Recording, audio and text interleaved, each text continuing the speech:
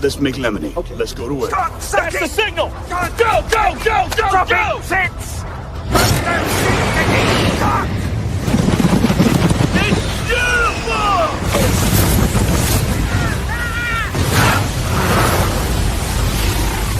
Mother Nature just pissed her pants, dude! Start your day with a jolt of energy and no-holds-barred opinions. This is The Rush, where Travis Justice and Ross Peterson bring you bold, unfiltered, and uncensored takes on sports, life, and everything in between. Buckle up, and let's go.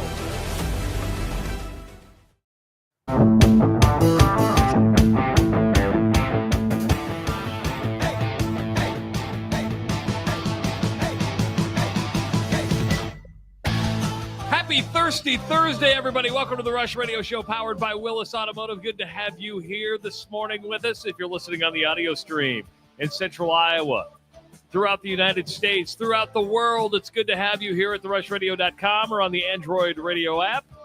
If you're watching on YouTube, thank you so much. It's good to see you this morning. Hit the subscribe button to this channel if you're brand new. Like this video, leave your comments. And, of course, you can follow us on X at Rush Mornings. Like our Facebook page, The Rush with Travis and Ross. And follow us on Instagram, The Rush Radio Show. Hello, Ross Peterson. What's going on, everybody? What's up, bud? How's your Juneteenth started? We're having an amazing Juneteenth celebration at the house tonight. And our mutual friend, Pat, is coming over for dinner tonight. Nice. He's bringing his wife. His daughter's flying in from New York. So we're going to have a Juneteenth celebration at the house. My wife doesn't have to work today, so I'm going to send her to Costco. I'm going to say, here, you go buy this stuff. I did the Costco run the other day. Dude, Costco gets you, man. It does. You forget the shit you need until you walk into Costco, and you're like, yeah, I need that. Do I need 4 packs of ketchup? No, but it seems reasonably priced. Do I need this mosquito thing to keep mosquito? No. Why'd I buy it? You got that at Costco? Yeah. What is? Hold that thing up again. What exactly is this? It's a Thermacell. This is not a commercial for Thermacell. I shouldn't have said that. It's a mosquito repeller thing. Does it really work? We're gonna find out. I'm gonna take it on the boat with me. I'm gonna take it out on the boat. I'm gonna see if it works out if it can fight off Canadian mosquitoes trying to fly away with me. Okay, now you've just piqued my interest. Is there a difference between American mosquitoes and Canadian mosquitoes? Well, the language barrier is the first thing. Yeah, because they say I'm going to eat Canadian accent. Eat ya. Yeah, want to get you. They say, all right, they're coming for. They go, coming to get you. Let's go Canadian mosquitoes. It's funny that you hold up the mosquito repeller or whatever. Is it like ultra? So are you going to get cancer for that thing? Because it's probably. Yeah. Do you know how many things around me right now are going to give me cancer? 30. But it's always something like that at Costco. Usually you think it's the 4-pack of ketchup or the giant bottles of Tito's or something like that. Like the other day, my wife comes home with a NutriBullet. She goes, it was on sale. I go, okay. I saved money. Then you use the NutriBullet and go, like, where has this been in our life? Yes, exactly. Dude, I got this Cuisinart thing from Costco one day. And a lot of times what I do is I buy some of my real estate gifts there. You know what I mean? Like I'll see something. I'll be like, oh, somebody's going to want that thing. So I'll buy it. And then turns out it's me. It's me that wants it. It turns out.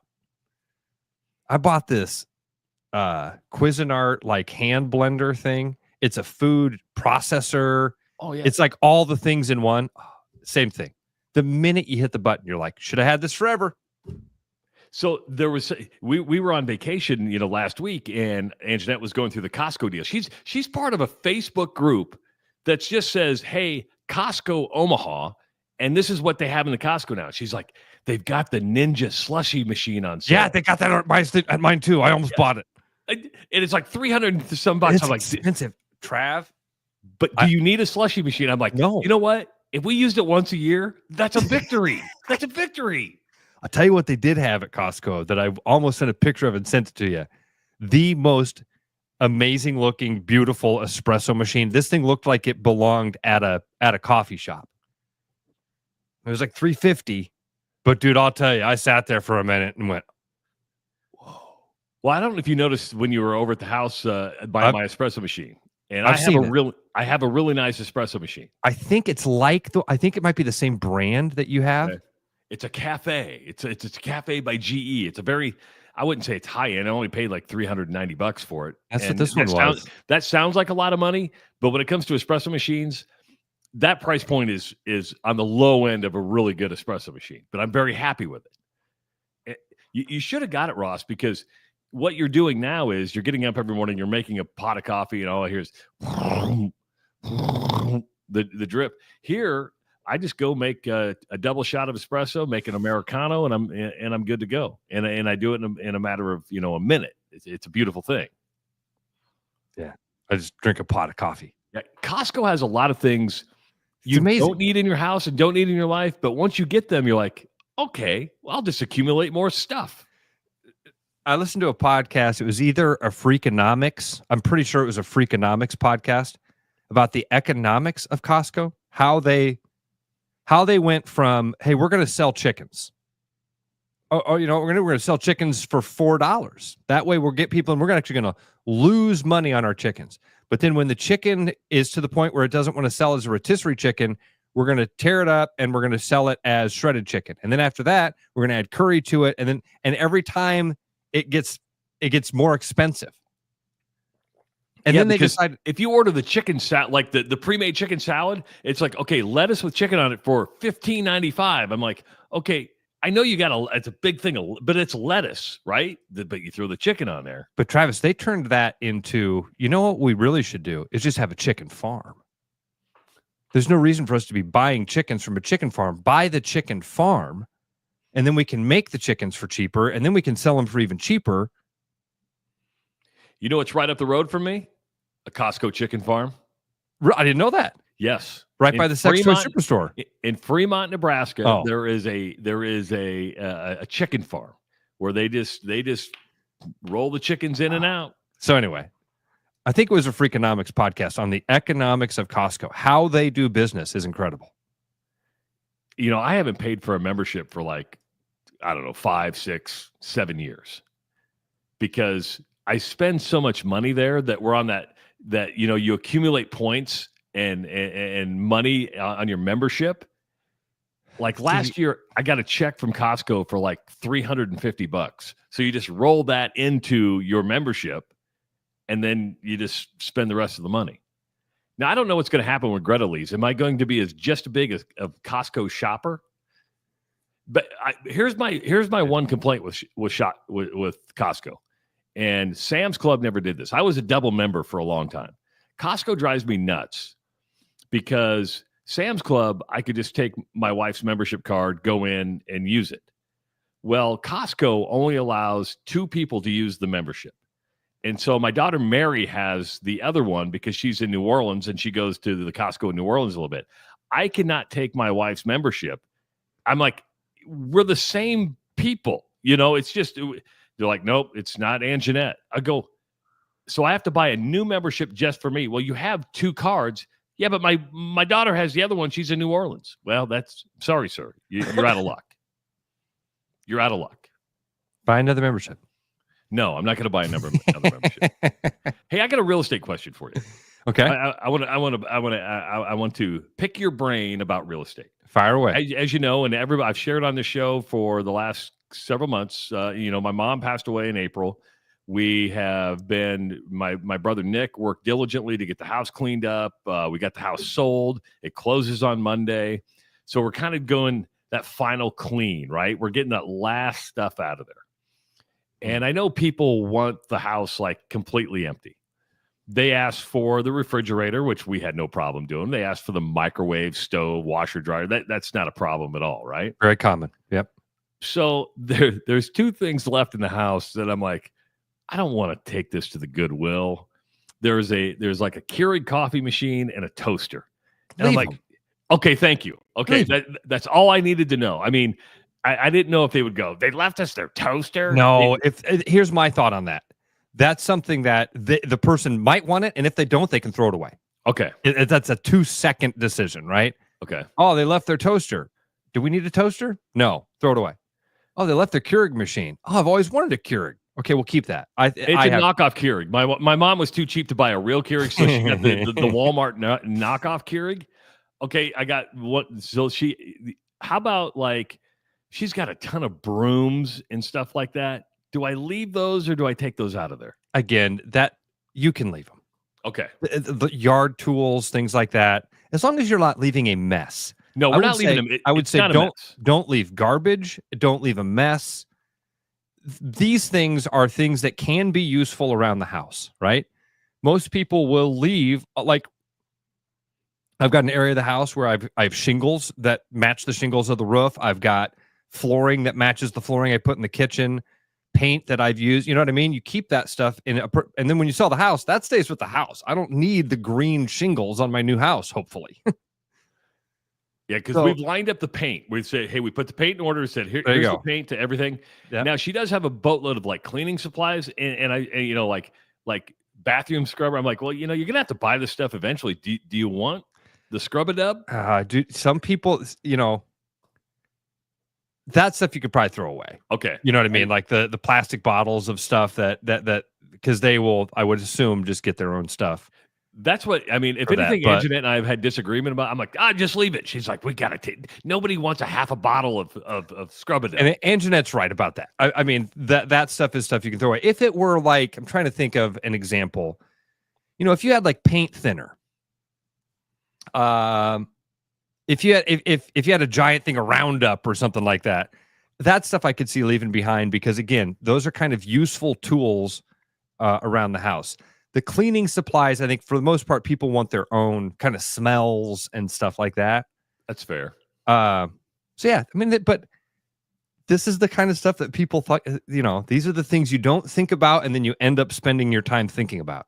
Should we throw away the toaster? Have you ever had somebody move into a house where somebody just left it filthy? I've had some interesting situations, Trav. Yep. Yeah. I mean, that's too bad. On both sides. I've had sellers that, for whatever reason, didn't live up to the obligation.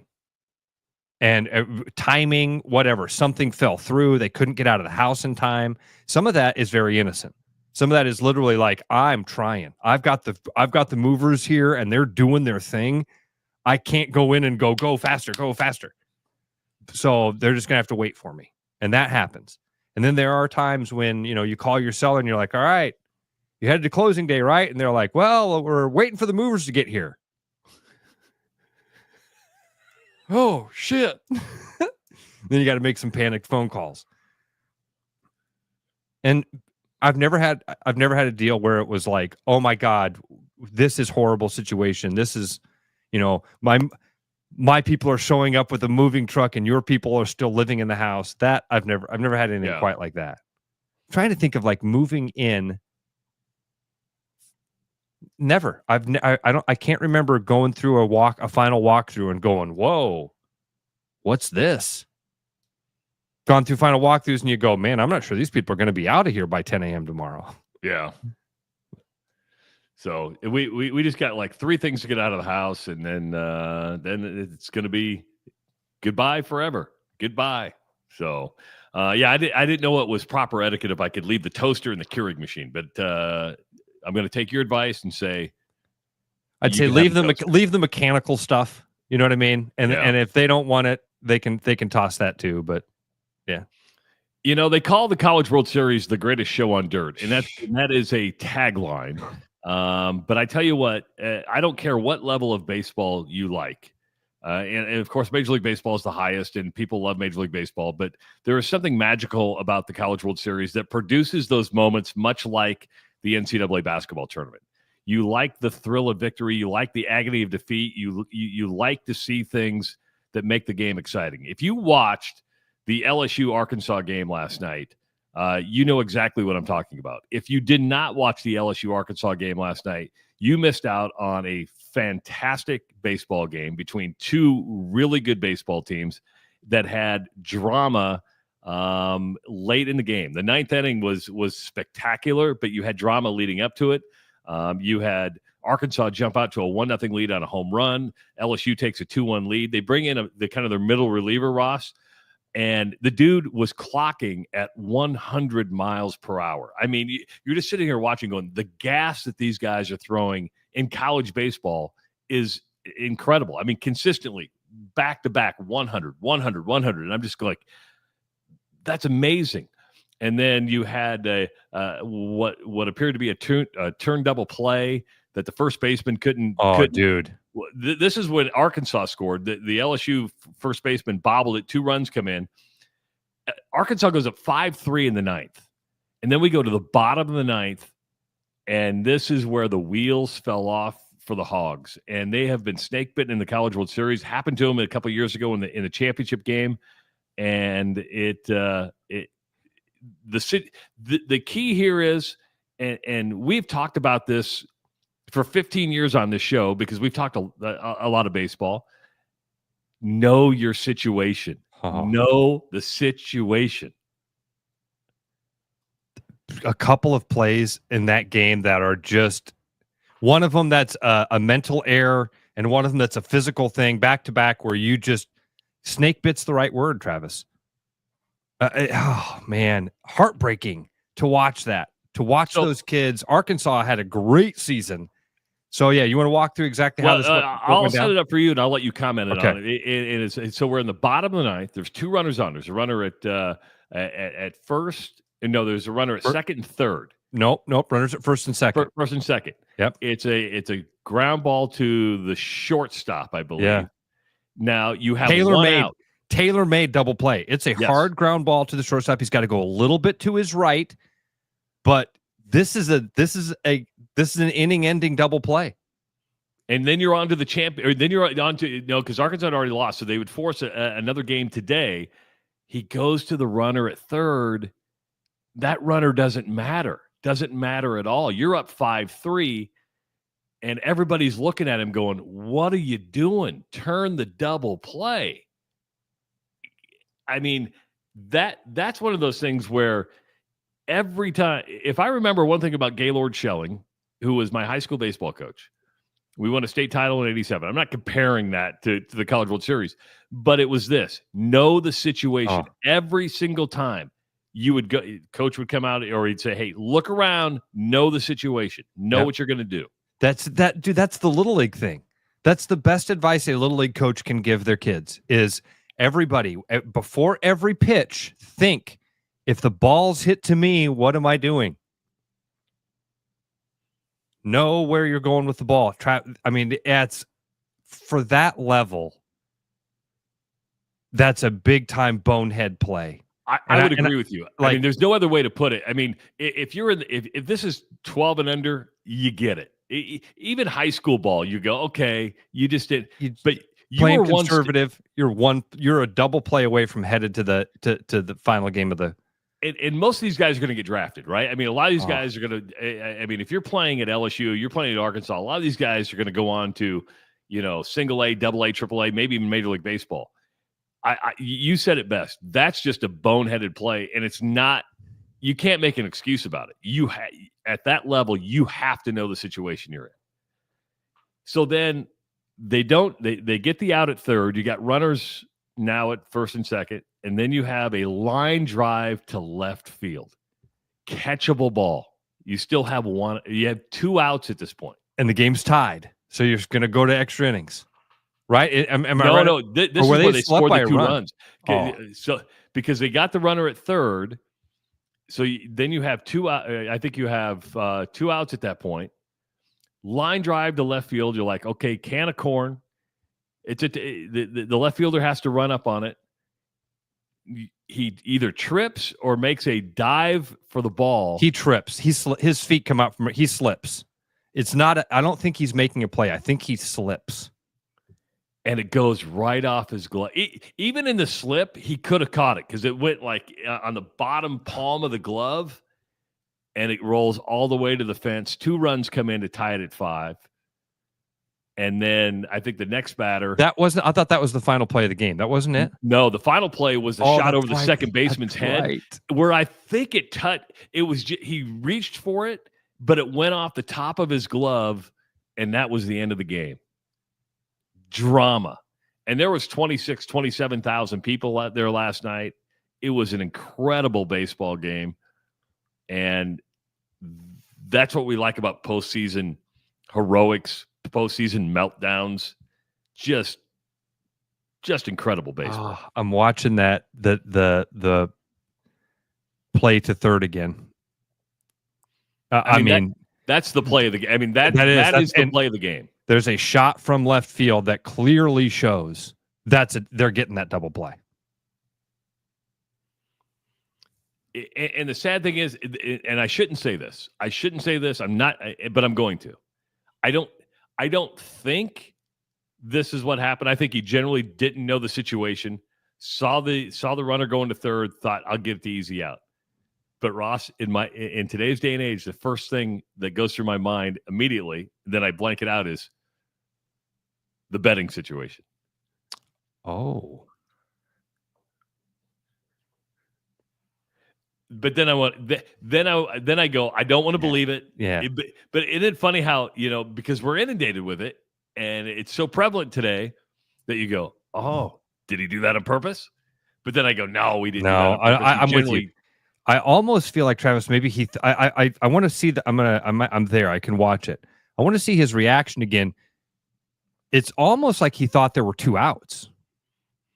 Oh, and then of course, as the ball's getting hit to him, a freaking commercial starts on the video.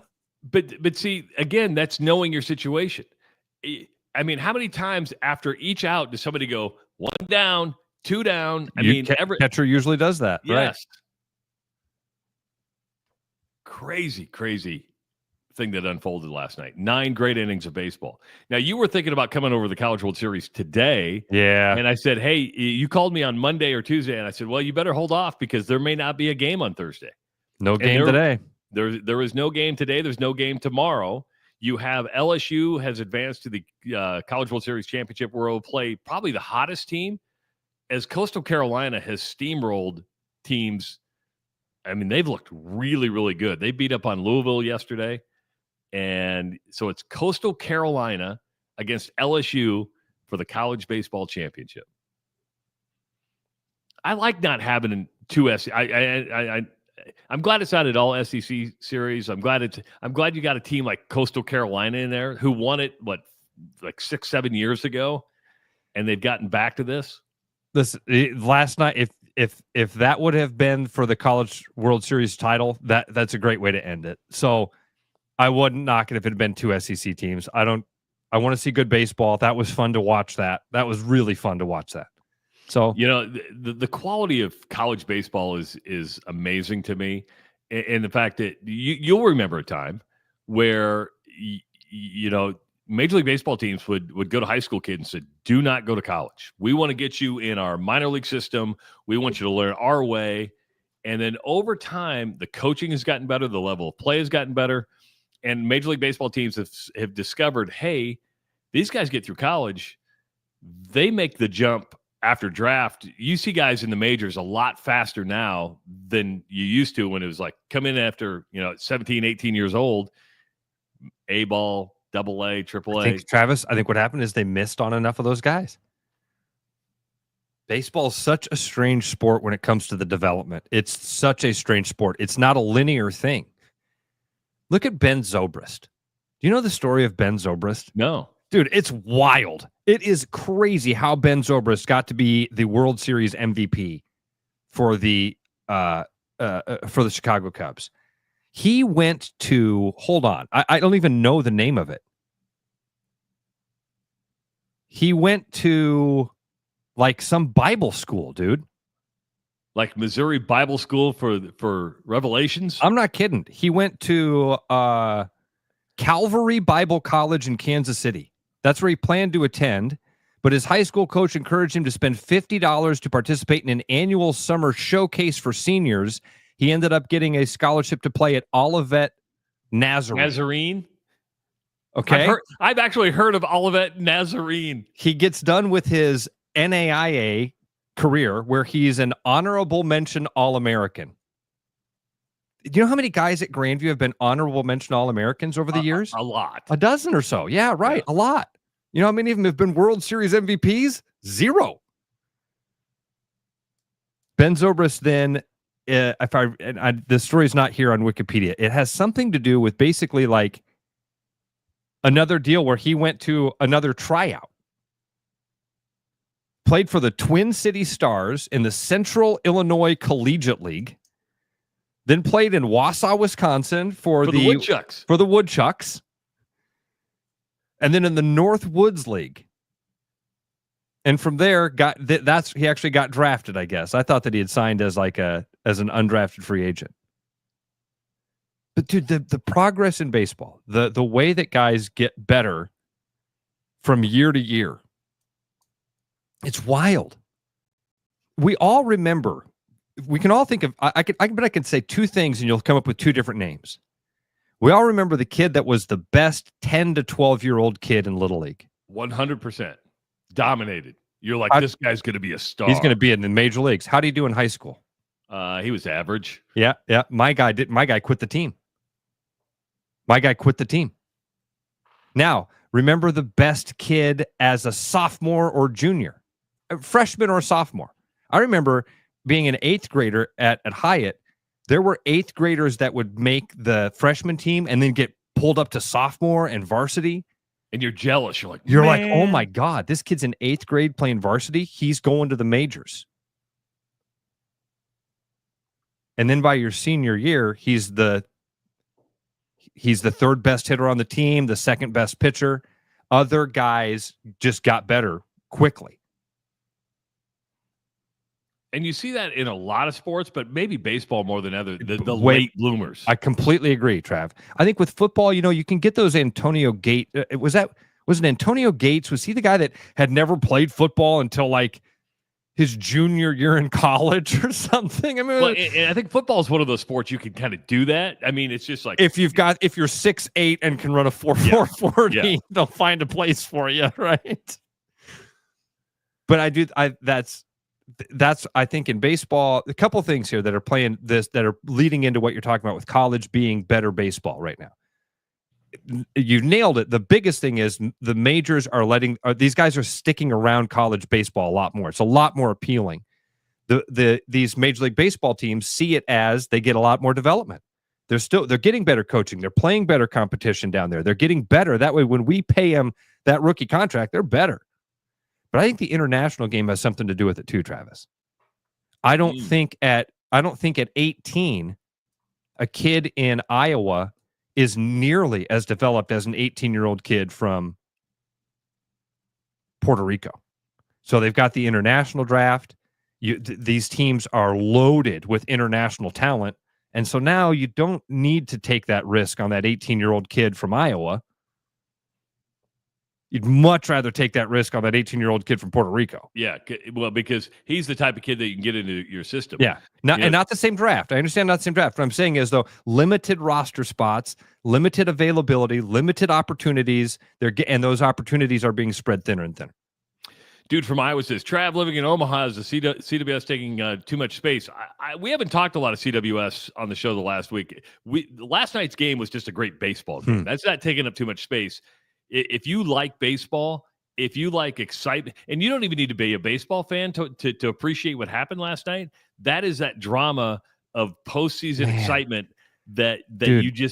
you watch this and go, I can't believe this is happening. Trav, I don't know how you don't watch that game. First of all, love the drama of it. Like you said, what's the old wide world of sports thing? The thrill of victory and the agony of defeat. Dude, if you can't watch those Arkansas kids last night and have an emotional reaction to that, I'm not saying good or bad. It's a feeling. I like feeling. And that you watch that last night and those kids crumbling on the field, looking around. And we've all been there at some point in time. Knowing you may never get another shot at that. For a lot of those kids, this was it. 515-517-2303. If you want to join the show, have a little conversation with us. It is a Thirsty Thursday. Bruno is going to be hopping on the show right around 7:30 in about 1 hour. We'll take a break, come back, talk a little college football on the Rush Radio Show, powered by Willis Automotive. Brennan Santone here with Willis Cadillac. It is officially summer. Behind me I have a beautiful CT5 Blackwing with over 600 horsepower and drift metallic. It is available and on our show floor. We also have EV Conquest on all of our EV models. We do have some lease loyalty just for owning a 2012 or newer Cadillac as well. And also we have gotten several new CT4s and 5s in. Come check out this summer what we got going on over at our Clive location, or check us out at williscadillac.com. I'm loving these wooden nickels, Brian. Yeah, I suppose everyone is catching on. Just spend $20 to get a wooden nickel. It's 25. Collect 10 and add up the savings on your next purchase. Some of these are worth $5. That could be huge. I know, right? That's why you have to spend $20. It's 25. Collect 10. It's like money back to you. Spend 20, you get another wooden nickel. It's 25. Collect 10 and add up the savings. It's huge. Central City Liquor is home of the 10% cash coupon. And the wooden nickel program. It's huge. With over 260 beers on tap, El Bait Shop isn't just another craft beer bar. It's the best. Beer lovers know. El Bait Shop, 200 Southwest 2nd, Des Moines. There's a new spin on casual dining near Drake University. Lucky Horse Beer and Burgers. Craveable faves, flatbreads, delicious burgers, frozen cocktails, and a crazy cool vibe. Get to Lucky Horse Beer and Burgers today.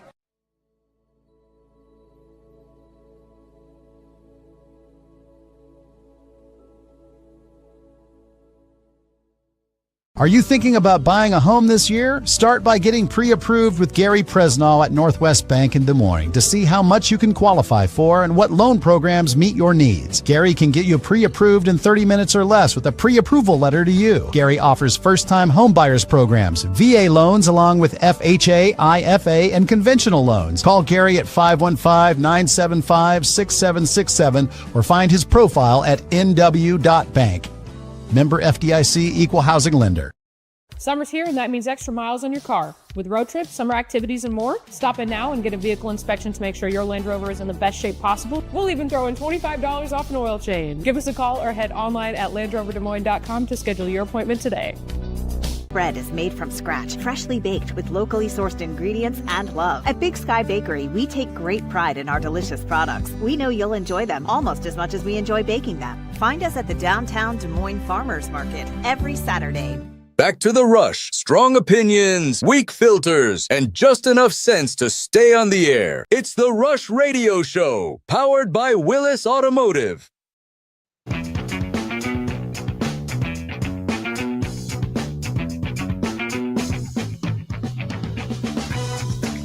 Welcome back to the Rush Radio Show, powered by Willis Automotive. It's a Thursday. It's Juneteenth. Bankers are off today. Post office closed today. National holiday. Ross will be selling. He'll be selling houses today. Gonna go look at one this afternoon here in the area. Gonna have to look at the schedule. I don't think I have any showings planned today though. But that might change. I'm working with quite a few buyers right now. So maybe somebody will send me a house they want to go look at.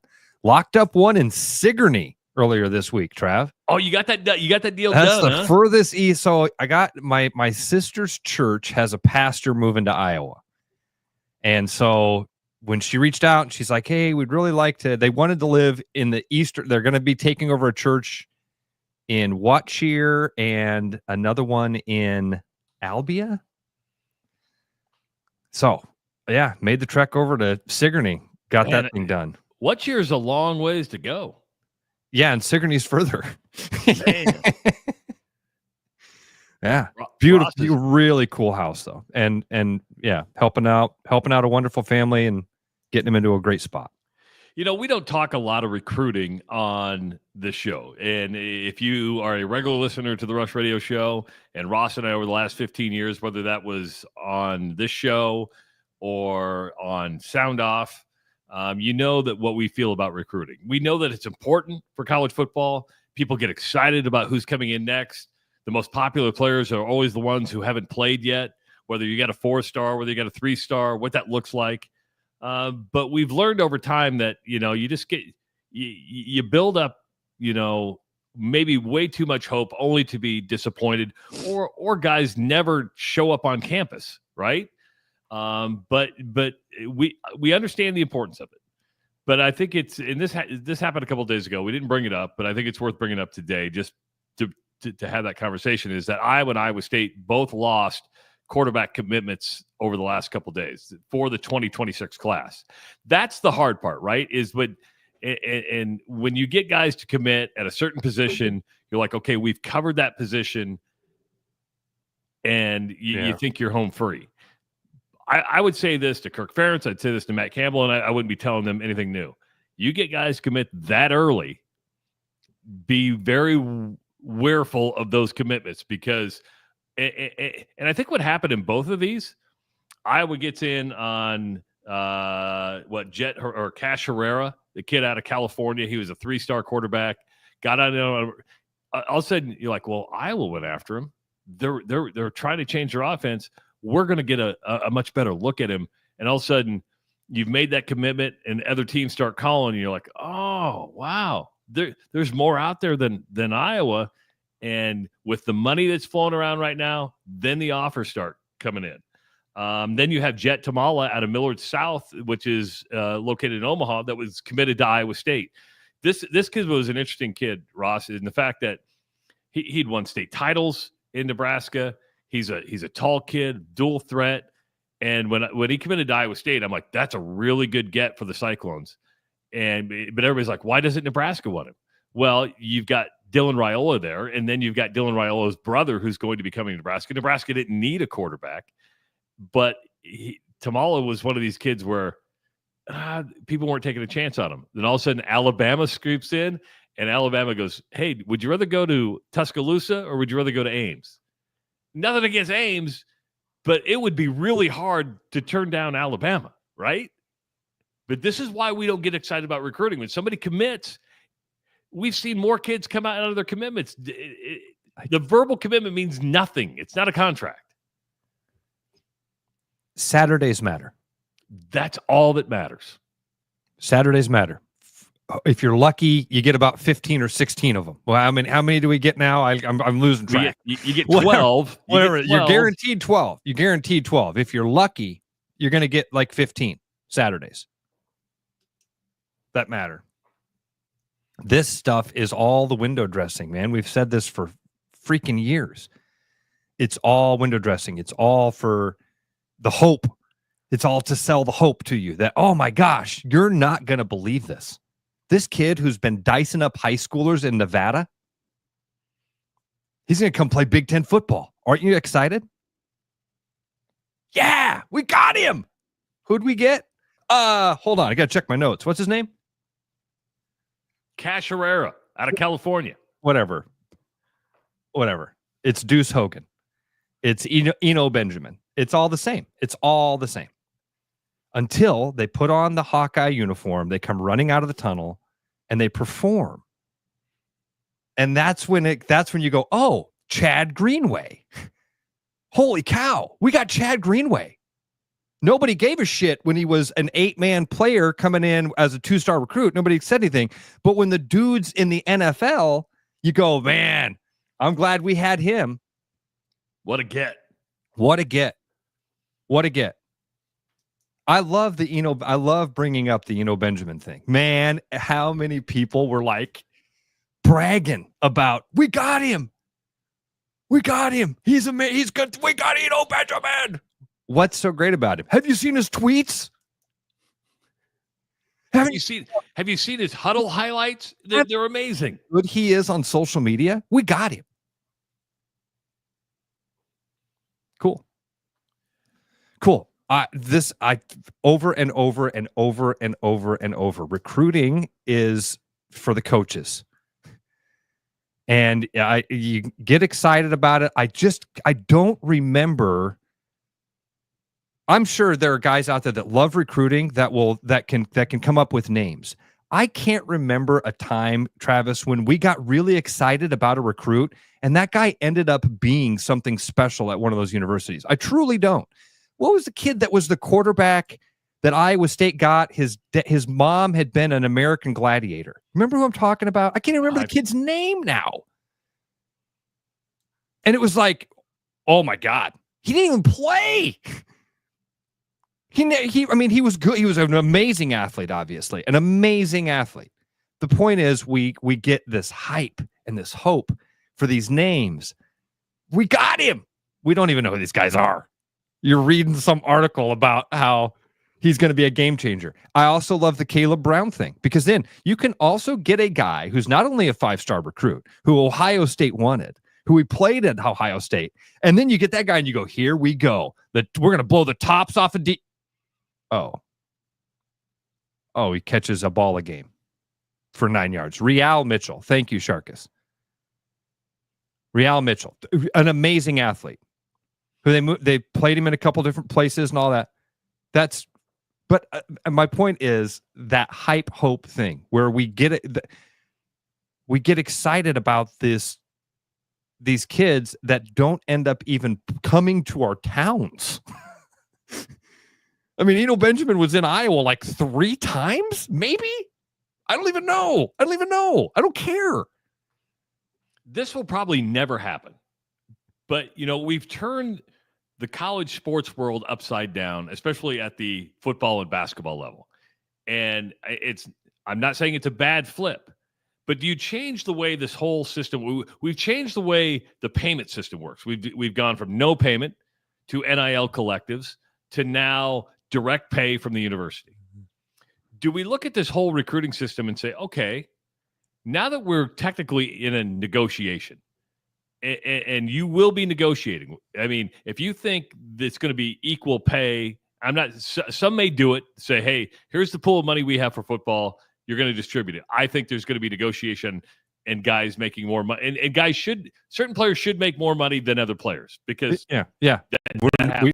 Yes. Now, hear me out here. Do you think now we've turned the system upside down, we get rid of these recruiting periods? And when you commit, you slide the contract over and you say, you're committing, you sign this contract, and we'll negotiate the contract. You know me so well. You cannot decommit. And you know me so well. I would love that. Yes, because what would happen now is you would get rid of these commitments that are a year in advance that get fans' hopes up. You sit there and you think, we got the kid out of California. If you're Iowa State, we got this diamond in the rough out of Millard South. But now you got to wait for a certain period to where you're like, are they going to stay committed? Hold your breath. Hold your breath and wait for him to call you to say, hey, coach, I decided I'm not. So a couple things about this. Number one, I'd love that, Travis. I think that would be amazing. You have to build in the buyouts, though, still. So like 100%. in this situation, I'm not saying that kid from Millard South can't take that phone call from Alabama. But if you've signed that contract with Iowa State, that the conversation starts with, hi, I just so you know, I'm under contract with Iowa State. And they go, oh, okay. Thought that was the case, wanted to verify it. We're going to go talk to them right now and see what your buyout is, because we plan on getting you here to Alabama. Now, it's not going to be as much as it is once you're actually the starting quarterback at Iowa State, right? Once you're on the roster, the buyout goes to here. Once you're the starting quarterback, the buyout goes to here. But if Alabama wants to come in and take you before you even enroll at the university, we're not going to deny you that opportunity. But we were first to the table, so we get something committed to us first. Yeah, you gave us your word. Yeah, so we're going to get $50,000 from Alabama because we went through this process, and that's $50,000 to cover our expenses to go try to get another quarterback because we thought you were going to be our guy. Yeah, because if you're Matt Campbell. If you're Kirk Ferentz, you're like, okay, we've got our 2026 quarterback in that thing. So you may have not looked at other quarterbacks or just not put as much attention on that position. And all of a sudden you're like, here we go. And that's why I would like to see maybe these designated recruiting periods go away. You go, okay, we want to offer you a position. Let's talk to your agent. Let's talk to your financial advisor. Let's talk to your family. Let's negotiate. And when you're ready to commit, you sign said contract. And then you're in, because right now, and for years, players got screwed because they didn't get paid. But when it comes to recruiting, when you give a commitment, there's a lot of coaches who think, okay, we're set. So here's the other part that I think to maybe all encompassing of this conversation. Recruiting never stops, and I mean, like in 2025, I mean, in week 7 of the season, you're recruiting your starting quarterback. The power dynamic has shifted so much now that you've constantly got to be in that dating mode. I've got to remember the kid from UNLV last year who had UNLV envy and says, "You know what? You're not paying me what you said you're going to pay me. I'm out."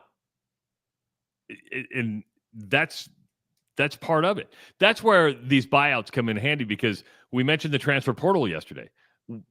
Not only are you recruiting your next generation of players, you got to keep recruiting the players that are on your team, because you don't want them to get in the transfer portal. Now, Iowa State haven't had huge transfer portal problems by any means. No. But this is encompassing for every team out there, right?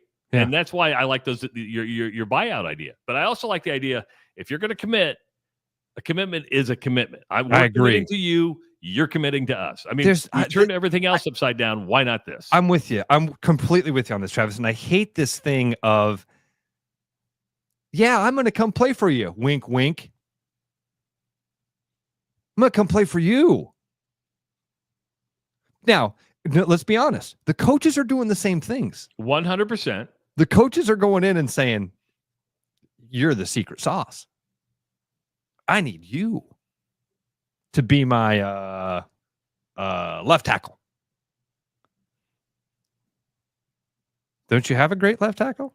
Not as good as you. Yeah, and you'll hear a lot of stories where the kids are built up during the recruiting process as the savior of the program, the next big thing, and you get on campus, you're like, oh, I got to work. I actually have to earn my position. Those stories are the ones that have burned you and I over the years, so that we don't care about recruiting. Yeah. I don't care if Iowa gets a 5-star or 4-star. I don't care if they get the starting quarterback from Michigan, the wide receivers from Ohio State. How good are they when they put the Tiger Hawk on their helmet? That's all that matters to me.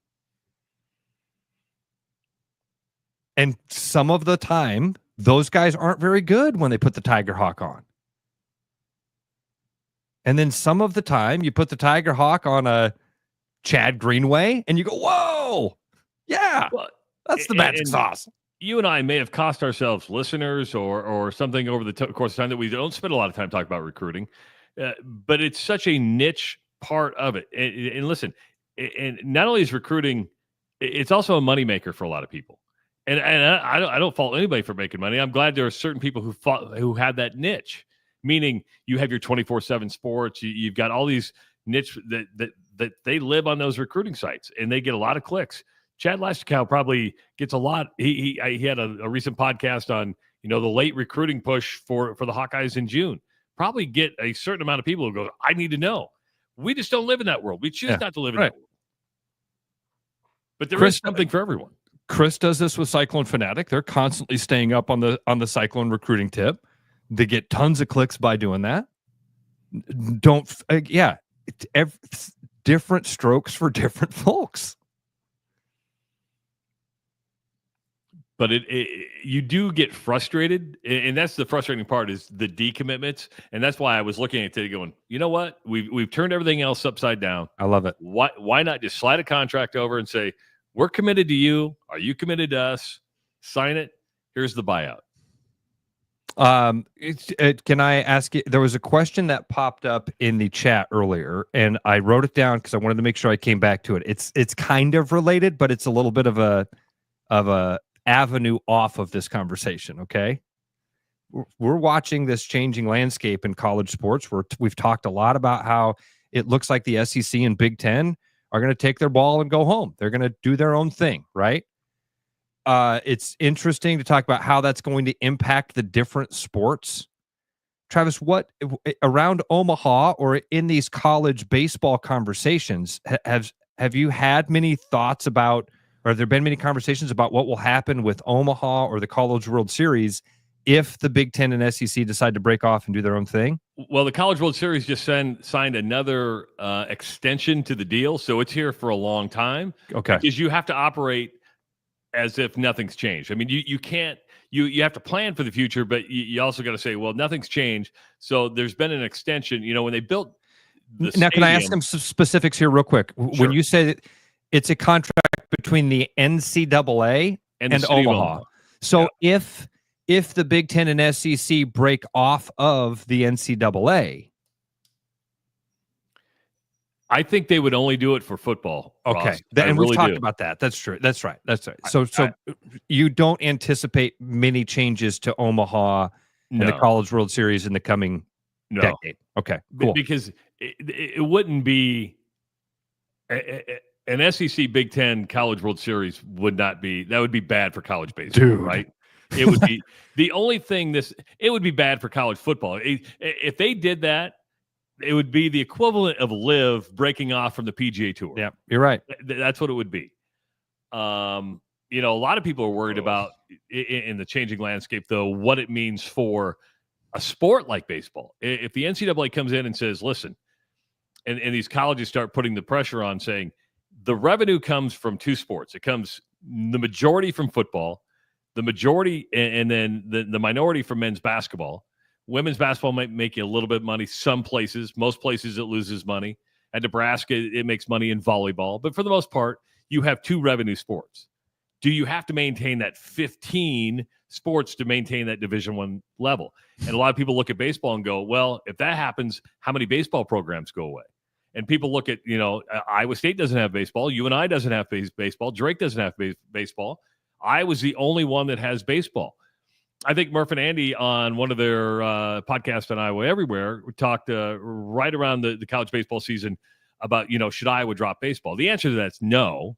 What Rick Heller's built and the facilities they have, and I think an indication that they have no plans of dropping baseball. They just announced a $5.5 million renovation to Dwayne Banks Field to expand the stands and to put a new press box in. If you're even thinking about this possibility, you're not spending that kind of money. Right. And they spent a lot of money on Dwayne Banks Field anyway.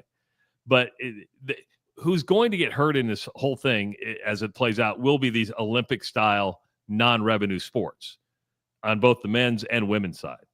Because I could look at golf and go, do you really need a men's and women's golf team? Do you really need, like Jamie Pollard said, what if these things were club sports? Yeah. And that's what Brian Harden says. Hey, Drake's introducing a lot more club sports because you can still. I'm sorry. Was it Brian that talked to us about the club sport model? I apologize that I said that. Because I asked him that. Remember, hey, would Drake have to drop sports? Well, you still need a certain amount of sports. But then you go, hey, we are still on a revenue model because we brought up Grandview, which is added. When I went to Grandview, you had baseball, you had basketball, and you had soccer. And I think there might have been a tennis team, but it didn't matter. You go to Grandview now, there's like 30 different sports, right? Men's volleyball, which is very good. But Brian says, okay, I don't have to run them on the athletic department, but we offer club sport. They're going to have women's flag football, which is a growing sport, by the way. And you have it at a club level. You have people go, well, I can go to Drake and play flag football, be part of the club team. And club teams are competitive. They're they travel around. Club hockey, Iowa State has club hockey. Drake has club hockey. But you're still bringing students in who are paying full tuition, and you don't have to give away scholarships for that. But no, I don't. The Big Ten SEC, if they were to break away, that would be like Live breaking away from the. That's PGA a good Tour. Analogy. I think that's the best analogy to help. And I'm glad. I think it was Skinner on the chat that asked that. I saw that fly by. I was like, ooh, that's a good question. I hadn't even thought about it at all. And I guess I just kind of took it on the surface, Travis. I didn't even think about, we've said this is going to be a football thing. This is all driven by football revenue. This is not driven by college basketball. It is driven by football revenue. And I think the scary part is the SEC and the Big Ten hold that card. It's like it's going nuclear, right? Like if you really wanted to show you how tough we are, we could go do our own thing. That would be ill-advised in the game of, in the art of war. That would be ill-advised. Sun Tzu would not approve. Yeah, I don't think that would be. But you have that red button option. But at the end of the day, they work this thing out, and we'll come. We're going to talk more about that too, because they had the college football playoff meetings just wrapped up, and there's still no decision on what the new format is going to look like. Is it going to continue to be 12 teams? Are they going to go to 16 teams? Are there going to be automatic qualifiers? Are there going to be a certain amount of conferences that do the SEC and do the Big Ten get a guaranteed 4? And, the Big Ten's a little pissed off right now because they were kind of blindsided by the SEC coaches supporting that 16-team playoff with the only guarantees being your conference champions. The Big Ten was sitting there going, well, I thought we were on this. We're going to get 4 guaranteed spots. Well, what's better for the sport? And I like the 16-team. Your conference champions get in, and everybody else is an at-large based on what the rankings are. I have no problem with that. That makes the most sense to me. You won your conference, you're in. After that, where do you fall in, and how does that work? Just saying, hey, I finished 4th in the Big Ten, I'm automatically in. That didn't pass the sniff test with me. Yeah. I love it that the Big Ten coaches were like, wait a minute. Thought we were all on the same team. Nobody's on the same team here. When it's a fight for power, nobody is. Now, this is a game of Survivor. You'll form coalitions, but when it's time to break from said coalition, you're going to go off on your own. It's a struggle for power. Power and money work like a funnel. They work like a funnel. That it constantly condenses into and pushes together, smaller and smaller and smaller, until one. Well, it's Survivor. Survivor is a great way to look at it. We're in the very early stages of a 100-year game of Survivor. If your kids are old enough or they got into the Hunger Games, get another good example. You start with 12 competitors. You saw them form a line. When it gets down to the 2 left, somebody's got to kill somebody. Yeah. We're all familiar with that process. Hunger Games and Survivor. That's what we're watching here. It's a great way to look at it. But the funny thing is, when those alliances start to break down, you've always got somebody that's like, wait, I thought we were a team. Like, oh, you didn't know how the game was played. You didn't know that we're playing chess, not checkers. Yeah, you thought we were getting ready to king you, and we just pawned you. 515-517-2303. Again, it's a Thirsty Thursday. Bruno's going to be with us right around 7:30. We'll take a break as we wrap up hour number 1 on the Rush Radio Show, powered by Willis Automotive. Your house wasn't built for bats, birds, or raccoons, but try telling them that. At Bats and Bugs Pest Solutions, we've been helping Iowans take back their homes for over 20 years. We use cost-effective, eco-friendly methods to solve wildlife and pest problems the right way. Whether it's bats in your attic, birds in the vent, raccoons in your chimney, or moles in your yard, we have long-term solutions. Call Bats and Bugs Pest Solutions today at 515-218-3400, and let's make sure your home doesn't become their home. The Royal Mile, where everyone's a wee bit British. The Royal Mile is downtown Des Moines' living room with classic pub favourites. Pair them with a glass of whiskey or an expertly poured Guinness. It's bloody brilliant. The Royal Mile, a proper British pub. There's always something new at Fong's Pizza. The patio is open and ready for you, your friends, and an ever-changing menu of tiki drinks. Or try our new noodle dishes alongside your favorite slice. It's all happening this summer at the new Fong's in the East Village. Thinking about buying a home? Get pre-approved in 30 minutes with Gary Presnell at Northwest Bank in Des Moines. Gary offers first-time home buyers programs, VA, FHA, IFA, and conventional loans. Call Gary at 515-975-6767 or find his profile at nw.bank. Member FDIC Equal Housing Lender. You know, Brian, at Central City, we really do have the best selection around. I know, high-quality stuff you can't find anywhere else. Whistle Pig Plantation Rum. Yeah, and over 150 of the best scotches on earth. And a ton of bitters, mixers, and more. You know what we are? High class. Definitely high class, yeah. Make way for the natty. Okay, maybe medium class. Central City Liquors, home of the 10% cash coupon. And the wooden nickel program. Hey everybody, Mason Miller, sales manager out here at Willis Infinity. We have some great stuff going on this month. Right now you can get $4,000 off a brand new QX80, 2.9% out to 60 months. On top of that, QX60s are doing 1.9 clear out to 60 months, 2.9 at 72, and even an incentivized rate at 4.9 at 84 months. For more information, come see us in our showroom or visit us online at willisinfinity.com. There's a new spin on casual dining near Drake University. Lucky Horse Beer and Burgers. Craveable faves, flatbreads, delicious burgers, frozen cocktails, and a crazy cool vibe. Get to Lucky Horse Beer and Burgers today.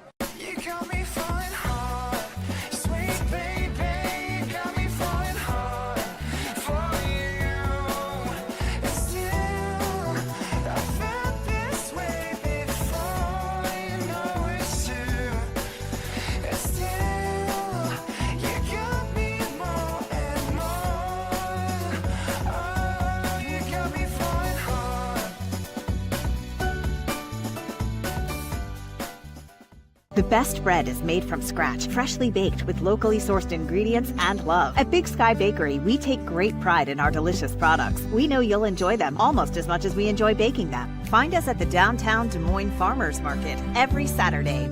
Back like a rash you thought was gone. Travis and Ross aren't contagious, but they are addictive. It's the Rush Radio Show, powered by Willis Automotive.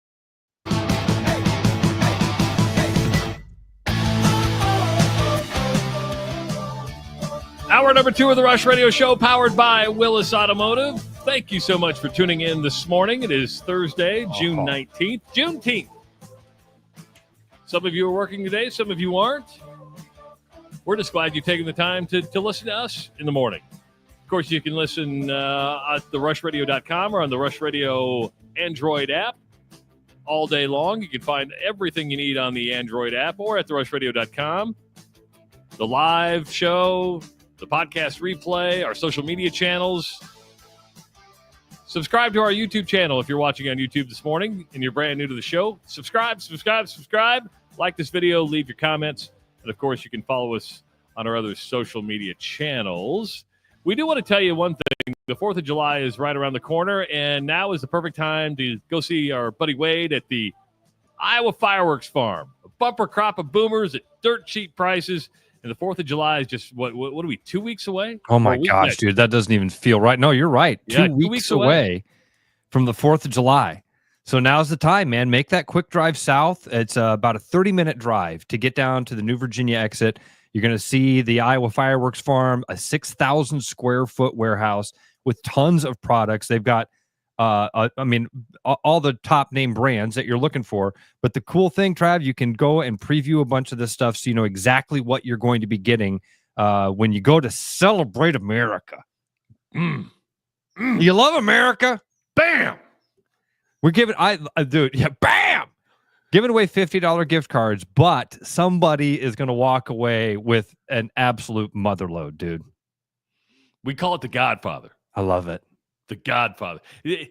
When you hear the word Godfather, you're just like, oh, that. So yes, Godfather. Yes, I should ask Wade about this. Is the Godfather one giant? Because they make these giant cakes, right? Yes. Not one mortar. That cake is the wrong word for it, but it's like one box. I mean, the thing looks like a jukebox, right? And you go and you set it out in a field, and you light one fuse, and then you just walk away, and it's like a finale. Is that what, or is the Godfather like a term that we've come up with for this mother load of fireworks? Either way, it's valued at $700. $700. And we're going to have Wade on, I think, the week of the of July 4th, and he can give us a better description of what the Godfather is. God bless But all we know America. is if you spend $700 on fireworks, that's a pretty darn good show. I wonder, Trav, if Wade could get, if it is one of those things, if he could send us the video preview of it and we could play it for people. Oh, yeah, we could. See, that makes me feel like it. Yeah. Wade has over 1,300 handpicked products for more than 50 of the top brands in the fireworks industry. And again, we want to incentivize you to go to the Iowa Fireworks Farm. And that is just go to therushradio.com, click on the promotions tab, fill out your name, your email, your telephone number, and we're giving away $50 gift certificates weekly. So one lucky winner is going to pick up the $50 gift certificate. And as Ross mentioned, one grand prize winner picking up the Godfather from the Iowa Fireworks Farm. Again, a bumper crop of boomers at dirt cheap prices. Might need a pickup. We might have a prerequisite. You might need a pickup in order to win the Godfather because you're going to need a trailer. I don't know.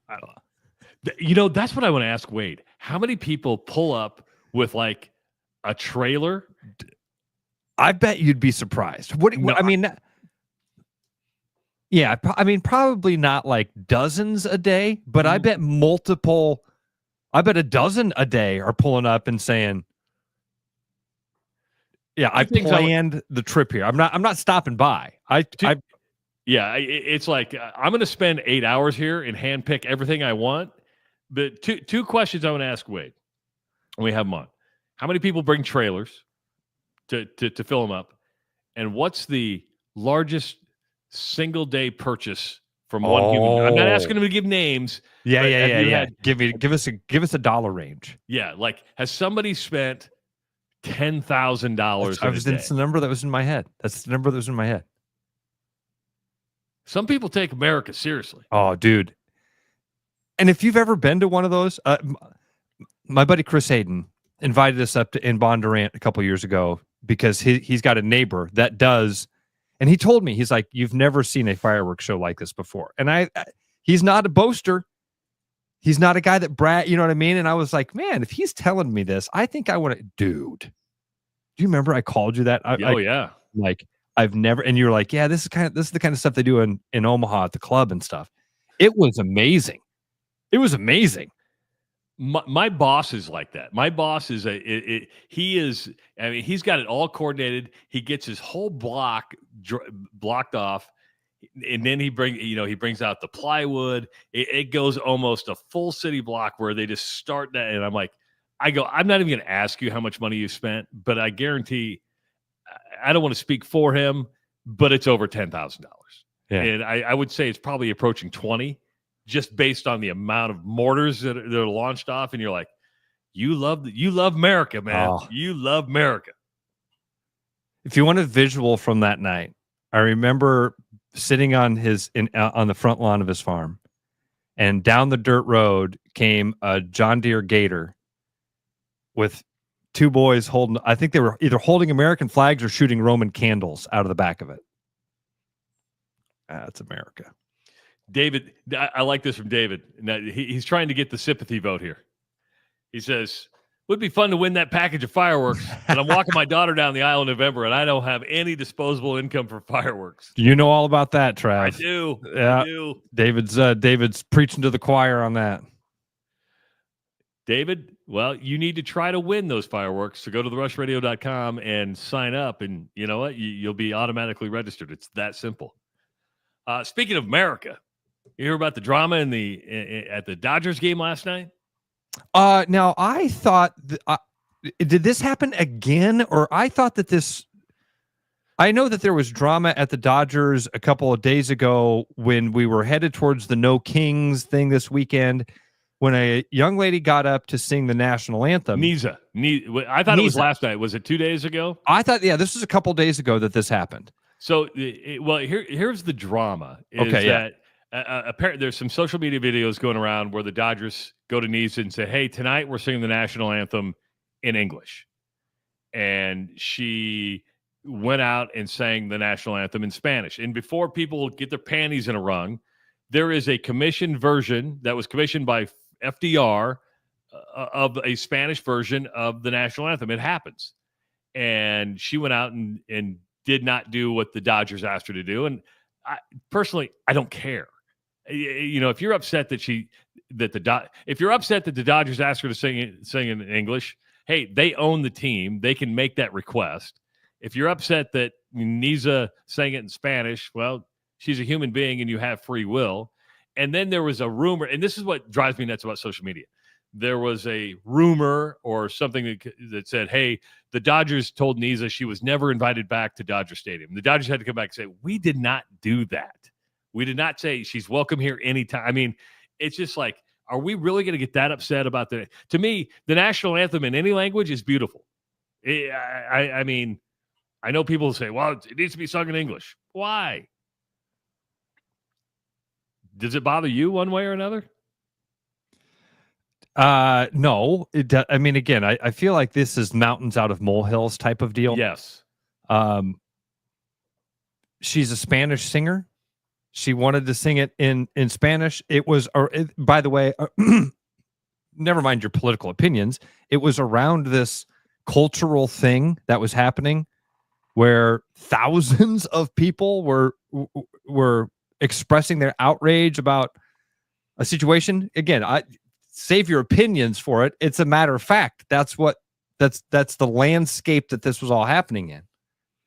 How ironic that we get a phone call at this time at 515-517-2303, and we go to New Sharon. That is where Derek is. Derek, welcome to the Rush Radio Show, powered by Willis Automotive. What's going on, Derek? Oh, how are we doing this morning, fellas? Couldn't be better, man. Ooh, I don't know. I just listened to a little bit of that subject. I don't think I'll touch that one. I don't want to be in a bad mood today. All right. I was getting nervous there. I thought that's why you were calling. I was like, okay, here we go. No, I woke up the other night. The sports center was on, and I seen that little Sandy Clark, the girl that used to play at Iowa, and her fever team got in a little ruckus. Yeah. And then I seen Yummy Britches Sophie Cunningham tackle that. Man, I think I'm going to have to start watching WNBA. A little fun fact about Sophie Cunningham. She was the youngest person ever in the state of Missouri to achieve a black belt in Taekwondo. I'm thinking I would take a beating from her if it ended in a happy ending. I like what you did there.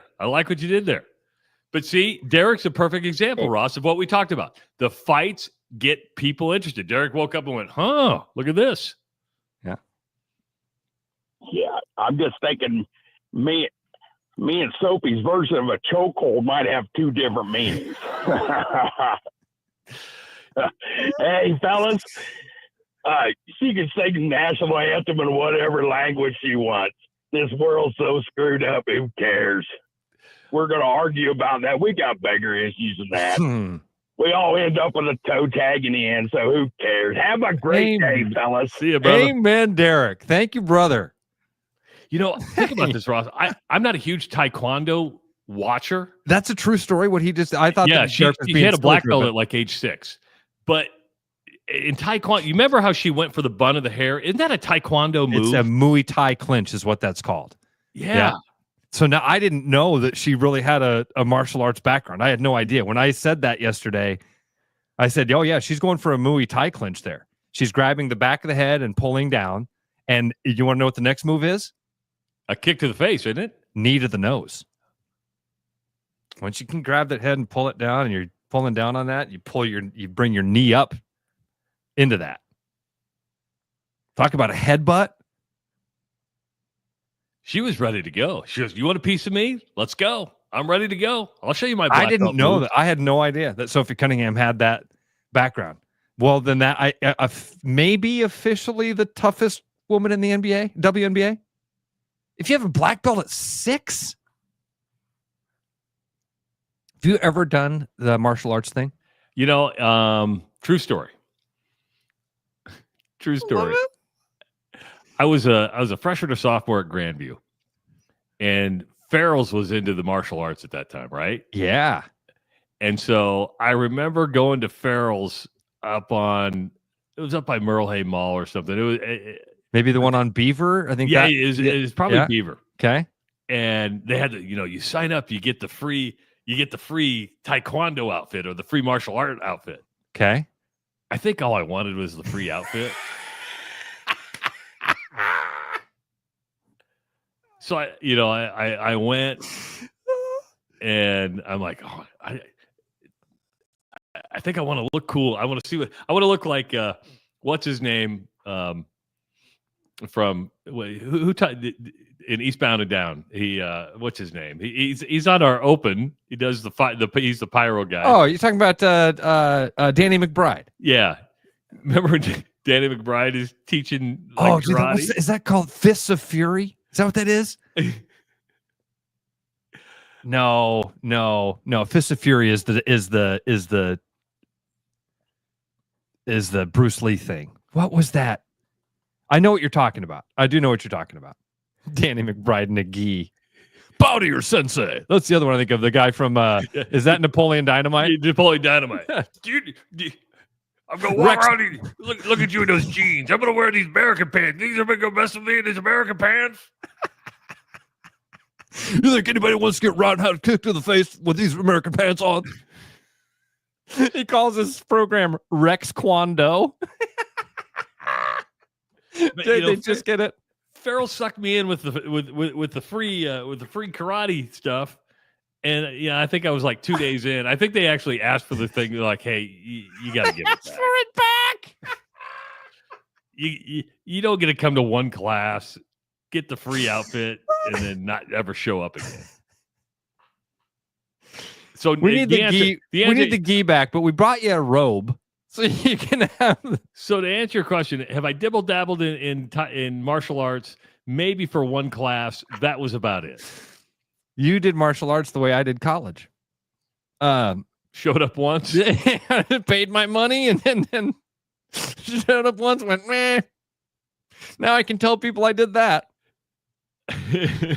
The reason I brought it up is because when people take that seriously, and I'm not being jokey here, did you know that in order for her to call herself a black belt still, that's not something that you are allowed to achieve and not maintain? Did you know that? Really? Yes.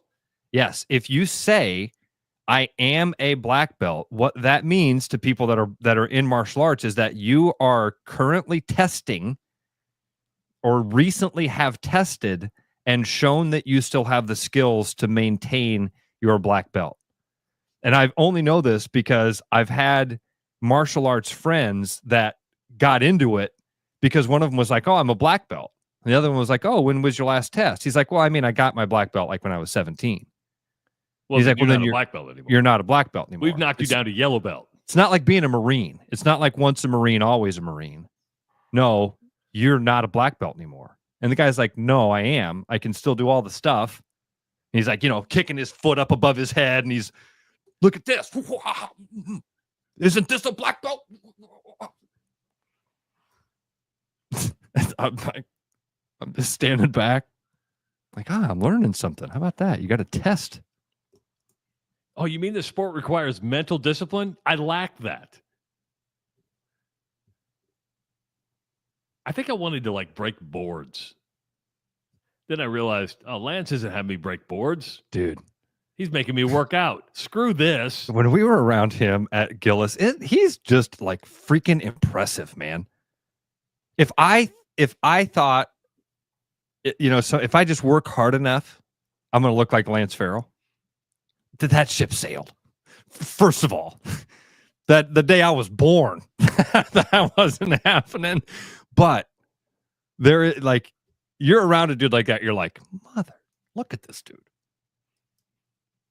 Yeah, he's a specimen. Shredded, and he could probably kick our heads off our shoulders at one time. Jump up and just do the splits. Wha-pop! Go full Claude Van Damme on us. Oh. Yeah, Jean-Claude Van Damme. What a name. Bloodsport. Remember the Volvo semi commercial with him doing the splits between the semis? And were they driving down the road? Yeah, as Enya played. Who can they da, da, da, da, da. Remember that? I do. Oh, there's a rabbit hole I didn't expect going down. Dude, there's so many today. Shedeur Sanders is back in the news, and not for anything that he's done on the field for the Cleveland Browns. The dude was clocked at 12:24 in the morning, going 101 miles per hour, 40 miles per hour over the legal speed limit. He wasn't drinking or anything like that, but he got clocked at 101. And his options are to fight this thing in court or pay a $250 fine. I know what I'm doing. I'm paying the $250 fine. You better. I mean, I don't know the situation. Maybe he wasn't. Maybe he has a reason to be able to fight it. And if he does, we should wait and see. But yeah, $250. I think you avoid the hassle. When you speed, have I gone over 100 miles per hour? Yes, I have. I don't like going that fast. But here's when I find myself going fast, Ross. If it's 12:24 in the morning, I'm a lot more cautious. If there's nobody on the road, I'm not one to go, hey, let's put the pedal to the metal, let's go, because it's an open highway. When I go fast, and it's usually between Des Moines and Iowa City because I-80 moves so fast. It's when I'm keeping up with the flow of traffic. And I'll look down, and I'm like, I'm going 95. Yeah. I think that happens more in big cities. I wish I knew more about the psychological thing that happens there.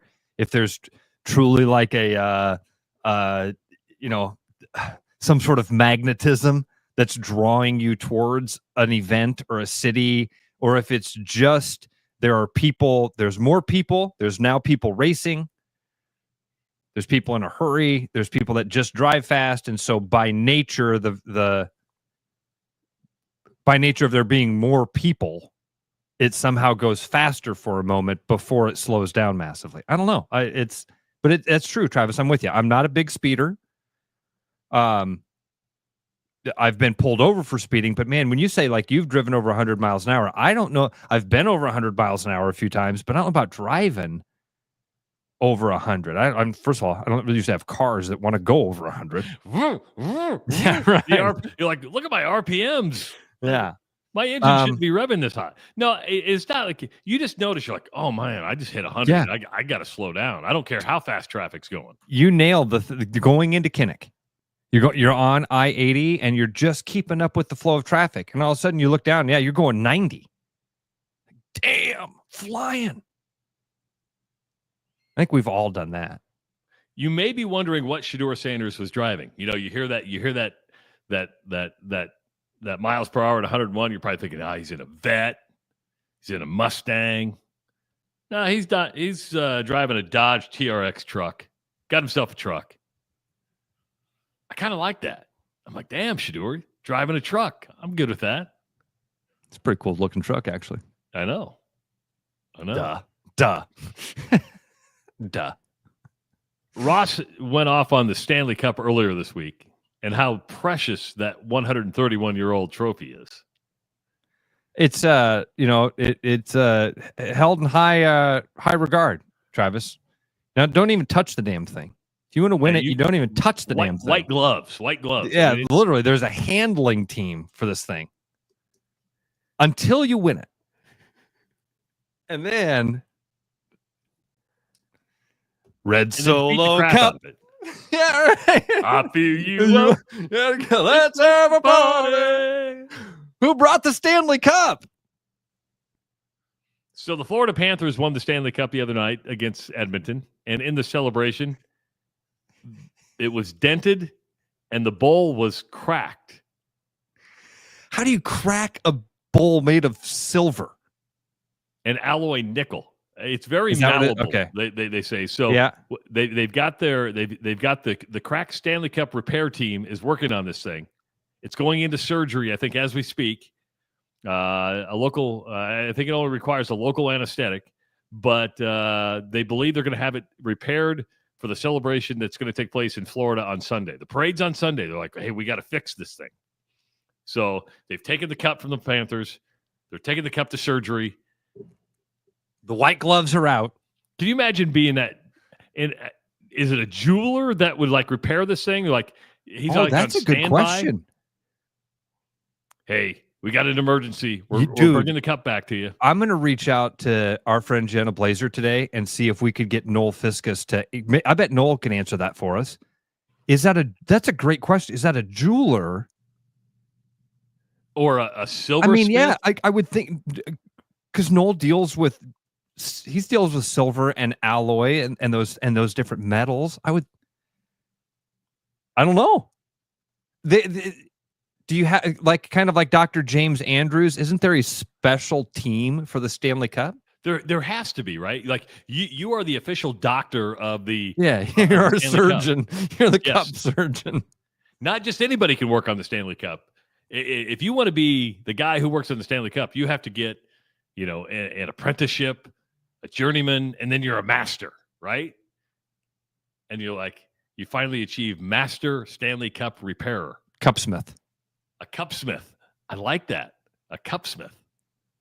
Yeah, I found that. I saw that story this morning too. Traffic cracked up. Nobody touched the cup. Don't touch the cup until you win it, and then it is whatever you want to do with the damn thing, man. You want your kid to shit in it? You can have your kid poop right in the thing. Doesn't matter. take it in the ocean, throw it in a pool. Doesn't matter. It's yours. Wonder how many players have done the baby photos in the cup. You know where those cute photos where they wrap a baby up into a blanket, make it look like it's in a cocoon, and they put it somewhere. You wonder if any players like, okay, we're gonna put the baby in the cup. Yes, I guarantee you they have. In fact, Trav, I bet there's a whole series of. I mean, you have to be a special circumstance. Obviously, you got to be just the right timing. But yeah, guarantee you that's a thing. I mean, again, one dude's baby pooped in it. It's precious. Don't touch it. Tell you what. Wear white gloves. Yeah. But it got cracked, got dented. This is why you have a fake one and you have a real one. I think that's not a bad idea. Because nobody's going to know. Kind of like the Mona Lisa and that Van Gogh chair. Why did they leave that? I keep thinking about that Van Gogh chair made of Swarovski crystals that was just sitting there, and then some fat ass comes and breaks the thing. Why didn't they have a fake one? Because people want to see the real thing, Ross. And then they want security to leave and forget that there's cameras there. Trav, here's the deal. I'm so cynical. I just assume all of it's fake. You know what I mean? Like if I saw the Mona Lisa, I'd be like, that's not the real thing. They don't keep the real thing out here for all these idiots to look at. It's a photocopy. But would you know? Right? That's my point. If you go to the National Archives and you see the Declaration of Independence, don't you just want to you want to believe it's the real one, but just assume that it's fake? Yeah. You're going to put the real one out there for somebody like Ray to come up and put green spray paint on sometime? I'm an activist. Because we saw in National Treasure how easy it is to break in and steal said Declaration of Independence. I know we got to get to Bruno here pretty soon. I did see a really fun article that I thought I would share with some of the stuff with you. If you got it, do we have a second here? Okay. Yep. And you know what? This might even be fun with Bruno because Bruno's not like a sports junkie, but he does love history and some of the stuff. So I found this article, Travis, about college football's 10 unbreakable records.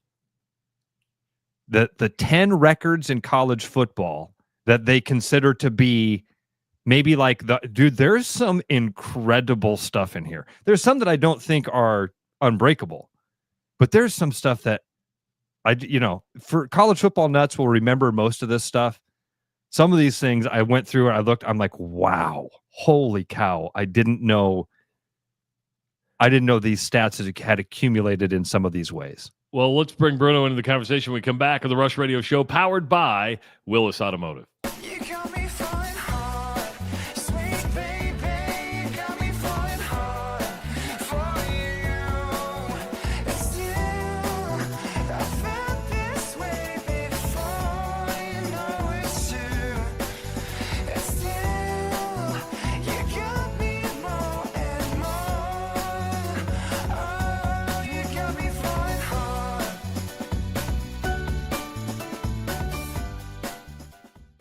Your house wasn't built for bats, birds, or raccoons, but try telling them that. At Bats and Bugs Pest Solutions, we've been helping Iowans take back their homes for over 20 years. We use cost-effective, eco-friendly methods to solve wildlife and pest problems the right way. Whether it's bats in your attic, birds in the vent, raccoons in your chimney, or moles in your yard, we have long-term solutions.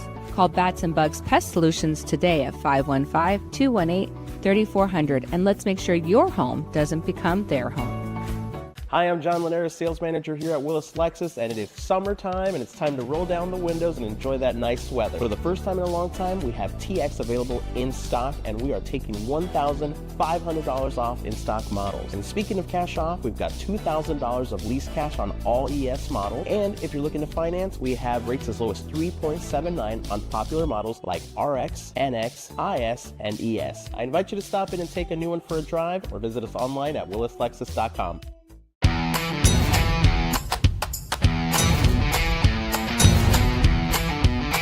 The largest selection of German beer in the world? You'll find it at the Hessen House. From Doppelbock to Oktoberfest to Hefeweizens and Dunkels, there's no passport needed for the deliciously different beer and food at the Hessen House. So grab your friends and make it a fun night out. The Hessen House, 4th and Court, Des Moines. You know, Brian, at Central City, we really do have the best selection around. I know, high quality stuff you can't find anywhere else. Whistle Pig, Plantation Rum, Yeah, and over 150 of the best scotches on earth. and a ton of bitters, mixers, and more. You know what we are? High class. Definitely high class, yeah. Make way for the natty. Okay, maybe medium class. Central City Liquors, home of the 10% cash coupon. And the Wooden Nickel program. Back like a rash you thought was gone. Travis and Ross aren't contagious, but they are addictive. It's the Rush Radio Show, powered by Willis Automotive.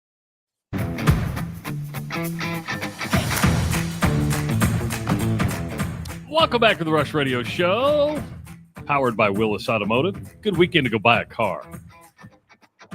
I was watching one of the commercials earlier, and that blue Cadillac. That's the one I was telling you about, dude. Dude.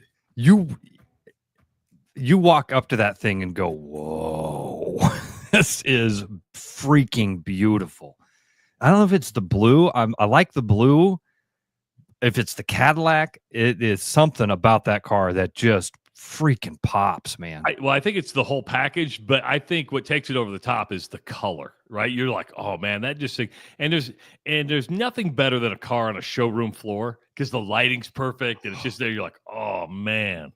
I didn't even think about that. That whole moment is engineered, isn't it? I didn't even think about that. Yes. The lighting is right. The angle, the way that it's angled in the show. You just walk in, you go, the tires are all shiny.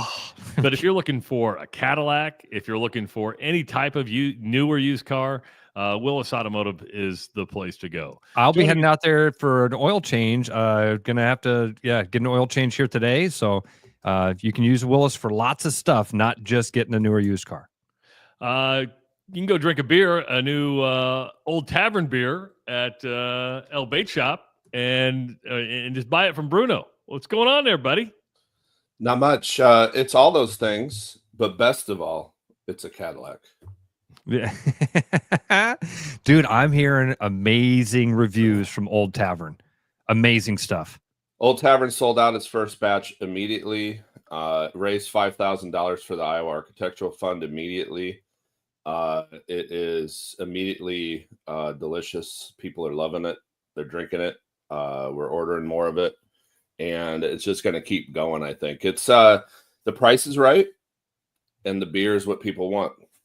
It is a beer for everyone out there who drinks Busch Light and PBR but locally brewed. Busch Light, but locally brewed by John Martin, and one of the probably the best brewery in town. Everyone's got a great brewery. He's just got one that's a little bit better, I think. I mean, his beer, he's just really good at making beer. His crew is really good at making beer, and he's really good at running a business. So I loved working with him on the project. It's funny you say that. There are people who brew great beer but don't run a good business.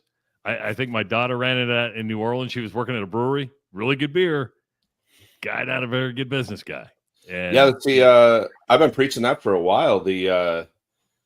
We all know the Larry Gatlin story, who Larry Gatlin is, the Gatlin brothers. Of the Gatlin brothers?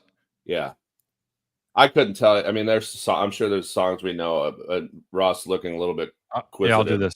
You've never heard of the Gatlin brothers? I've heard of the Gatlin brothers. It's sort of like, you don't really need to know him because of the story. He was interviewed. Larry, they're still around, amazingly. His brothers were alcoholics. He was a cocaine addict. They made it through the 70s. Of course, their business manager, like almost cliche. They never made any money. They came out on the other side alive, but they got to the end of the interview with this person, and the person asked him, what if you know now, what would you have done back then to change? And he said, there's two things that I would have liked to have known back then. I wish I would have never taken cocaine. It's terrible. It was the worst thing I've ever done to myself. But he kept doing it.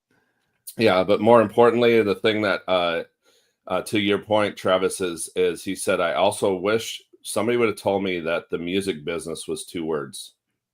He goes, we are great at music. but we were not good at business. Oh. And we apply that all the time. I would argue that we just happen to be in the restaurant and hospitality business, because the business is what we really concern ourselves with. We think about business all the time and make really good business decisions. And they don't always work out, but gosh, in this industry, if you don't do that, you're already screwed because it's already tough, you know? So business is really a thing you got to focus on.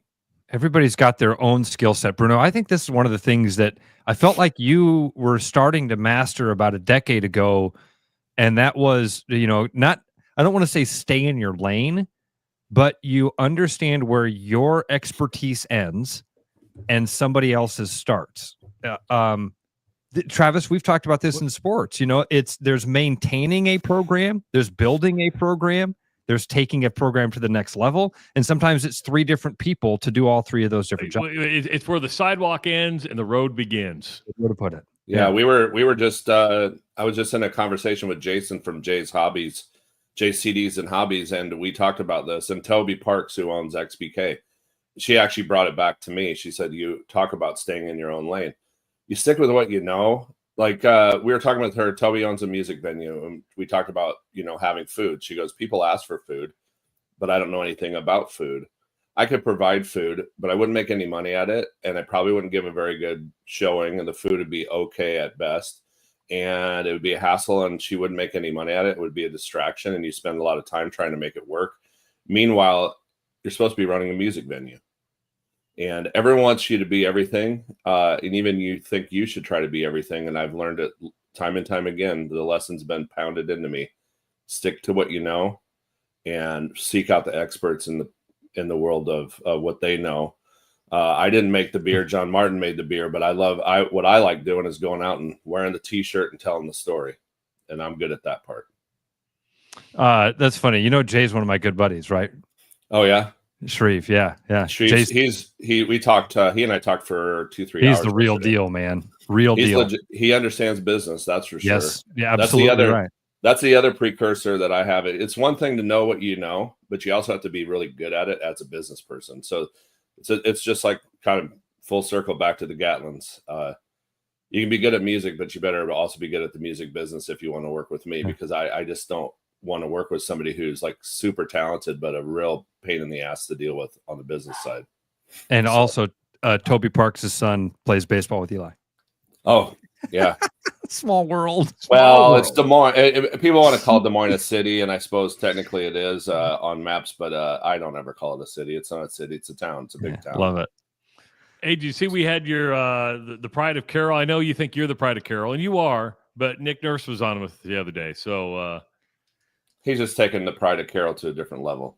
Yeah, he's going global. He's going global with it. He's so not Carroll. He's so global that he's hardly Carroll anymore. Although I know he's got his big music event.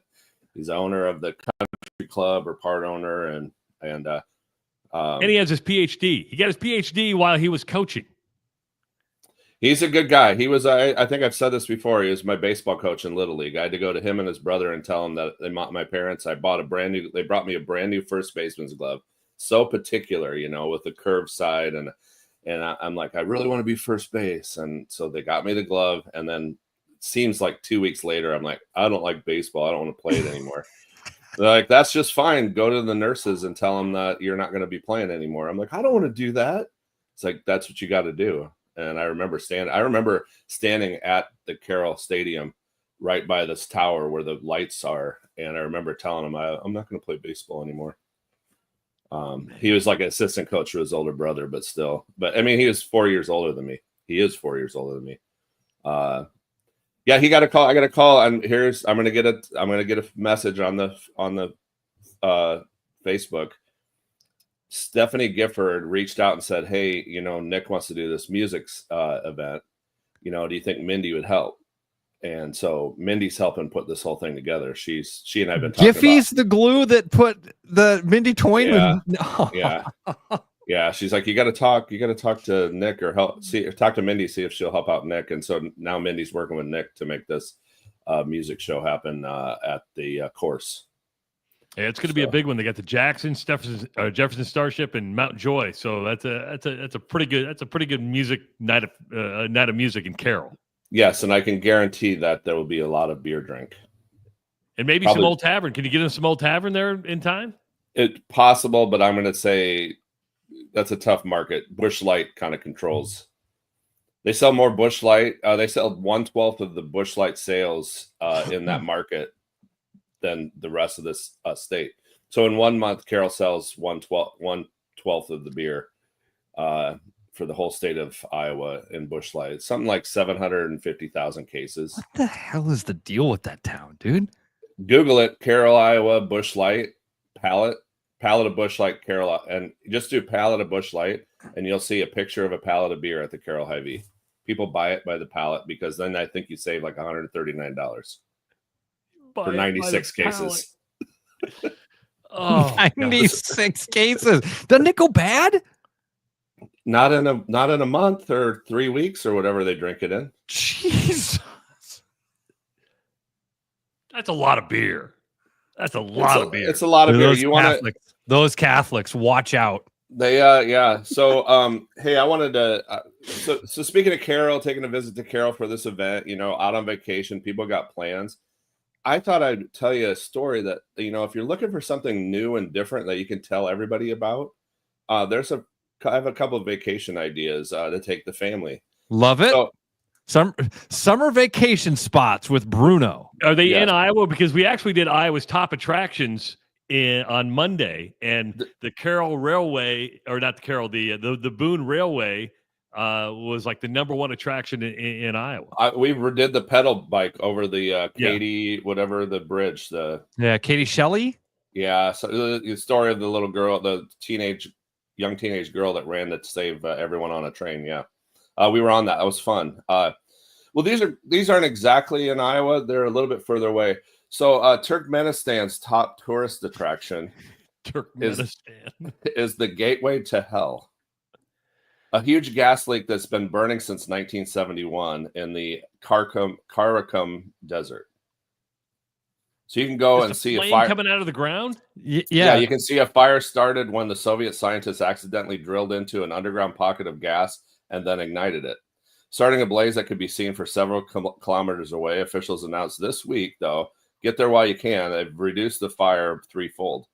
It's only a faint source of combustion remains. So they've kind of figured that one out. So that one's you probably should have known about this a year or two ago. So I'm going to give you another idea that's similar. And I don't know if you guys have heard this. Is actually a longer underground fire. The longest underground fire in the world is in Centralia. It's the Centralia mine fire in Pennsylvania. It's been burning since 1962. An underground fire since before all of us were born has been on fire underneath the ground. This fire started at an abandoned strip mine used as landfill, ignited coal seams, and then it's been spreading through the abandoned tunnels ever since. So this town, like you can feel the heat coming off. There's cracks in the streets. The houses have been engulfed. There's still remnants of buildings. The trash fire at the landfill started the seam that's been abandoned ever since. They've had to evacuate everyone. The town's been burning for over 60 years, and it's expected to burn at least another 250 years. So you got time to get there. 250 years? Yeah. But nobody lives there anymore, right? I mean, no, it's a near ghost town. If I remember seeing something, there's like making an area hazardous for residents has led the majority of Centralia's residents to be relocated. I'm sure there's a few holdouts. It's probably like some 85-year-old couples that are living there, but they've tried to extinguish it. It's not happening. So you don't have to hurry up. You got time unless you're going to live for longer than 250 years. But you can go see what it looks like. I mean, I think there's like smoke and steam coming out of the ground. So that the one in Pennsylvania was started on accident, if I remember right. The one in Russia was started on purpose. The one in Russia, they thought we're going to burn this off, and they thought this thing's going to burn for like a couple days, and then we'll be able to get back to work. It's been burning for like 50 years, 53 years. It's just and they're like, we're just going to let that burn for a while. Work has stopped. It's just weird, but it's just so strange to me. Like, there's no real stories that you can go, oh, yeah, that makes sense. I've heard about that. You know, like when they go to the deep sea and they find there's like every time we go down there, we find 50 new species of fish or something. You know, like there's parts of the world that people haven't seen yet. There's things you couldn't believe were true that actually are true. But yeah. All right, I got vacation hotspots, should we say? Vacation hotspots. Vacation hotspots. There you go. Jerk. What a punny. All right, I've got some of these amazing football things. I think some of our listeners, Travis, you might even remember some of these. Some of these old. Are you saying I'm old? Yeah. Okay. Thanks. Yeah, I could have cut through the chase, but I was trying to be nice. You're older than the Super Bowl. No, you're a little younger than that. Not quite. Close though. I think you and I are the same age, actually. Yeah. 1993. Most of us were alive in 1993. Vanderbilt went the entire season without a single touchdown pass. Jerry DiNardo was their head coach. They ran the I-bone option. Only attempted 157 passes over the course of the season, Travis. And no touchdown passes? It's about 11 or 12. I could see that record being broken. I could see that record being broken. Hell, the Hawkeyes almost did it, and they were trying. That's only because the defense doesn't pass normally. And these aren't even the top 10. By the way, Nebraska's sellout streak is on the honorable mention list, but I'm not going to mention it. Northwestern lost 34 straight games. Northwestern lost 34 straight games from 1979 to 1982. Chris Kleiman, in his third season at North Dakota State, their team allowed just 3 punt returns in 14 games for 0 yards. They had 0 punt return yards against them in the season. That may not be broken. That doesn't even make sense. Some of these are crazy. East Carolina's Dominic Davis completed 36 consecutive passes in 2011. That one's pretty wild. Again, here's some that aren't too insane. This one is wild. Again, these are honorable mentions for the top 10. Andre Ware. Remember Andre Ware? Yeah. He was a Heisman Trophy winner from Houston. Right? Yeah, good call. He threw for 517 yards and 6 touchdowns in the first half. I think I remember that. 517 and 6 touchdowns in the first half, and then didn't play the second half of the game. That sounds like a Central College game. Right, yeah. It's like you can imagine Dan Fouts announcing that game going, oh my God, I've never seen anything like it. Florida has the longest active streak in FBS history. Okay. Florida has not been shut out in 461 games. Wow. Florida has scored in 461 straight games. That's impressive. Isn't that crazy? Impressive. Goes all the way back to 1988 when they lost 16-0 to Auburn. They got a good scheduler. One of the things in the top 10, a lot of folks will remember when Patrick Mahomes and Baker Mayfield squared off when Oklahoma and Texas Tech were all offense. The Texas shootout. Baker Mayfield threw for 545 yards that day and was almost a complete different game. Patrick Mahomes threw for 734. Jeez. They combined for 1,700 yards of offense. How isn't that probably the most exciting football game that ever was? I mean, I suppose if every time they get the ball, they pass it, they score a touchdown. It's sort of like watching a home run derby. Right. I think that's what it turns into, Bruno. That's why soccer is so great. I don't remember this. In 2003, a kid by the name of Antonio Perkins for Oklahoma had 3 punt returns for touchdowns in one game. Yeah, why are you? He had 2, and you kicked it to him a third time. What the hell? I mean, that's like the Arkansas, shortstop last night walking off the field, all mad at himself. The coach is going, "You kicked it to him again? Why?" Yeah, that's sort of like first time shame on shame on me. The second time, shame on you. And then the third time, what the fuck are you doing? Shame on me. Exactly No, right. third time is shame on me again. Yeah, shame on me. All right. This one was number 5 on the unbreakable records. And I do believe this one almost has to be unbreakable, or several people would have to lose their jobs. In 1969, Florida was really good. They only lost one game all season, but in that one loss, their starting quarterback, John Reeves, threw 9 interceptions. Oh, that's like me in high school. That's like the guy that went blank. It's the quarterback for the Steelers in the Super Bowl in '96. The guy who went to the Jets. That piece of POS. Not Neil O'Donnell? Neil O'Donnell. Is that it? Yeah. That's a good Super call Bowl Super Bowl MVP for the Cowboys. Some of these things are amazing as far as like Barry Sanders. People remember he had that magical season. He rushed for 2,800 yards one season. They also have Marcus Allen on here, who Marcus Allen had some amazing seasons, rushed for 2,300 yards. Neither one of those are the most impressive season running the ball. Barry Switzer's 1971 Oklahoma team averaged 472 yards per game on the ground. Wishbone offense, baby. Yeah, All they did was run the football. I was going to say that that's probably the first years of the wishbone that people didn't know what the heck's going on. Man, if the Hawks can rush for 100 yards, we're celebrating. Their winning percentage really goes up if they rush for 100 yards. They averaged 474 yards on the ground. How many did they average on passing? I bet less than 100. I don't know. Well, I don't. It doesn't say on here, Trav. Sorry, that one's not there. The number one thing is Oklahoma had a 47-game winning streak. That was back in the 50s. I didn't know of that though.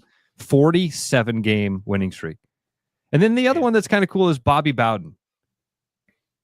I forget that Florida State was unbelievable, dude. Yeah.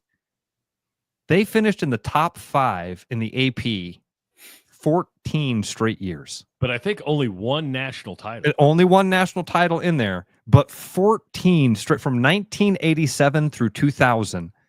They finished in the top 5 every single year. It seemed like you were always watching the. That's true. The tomahawk chop, boy. Yeah.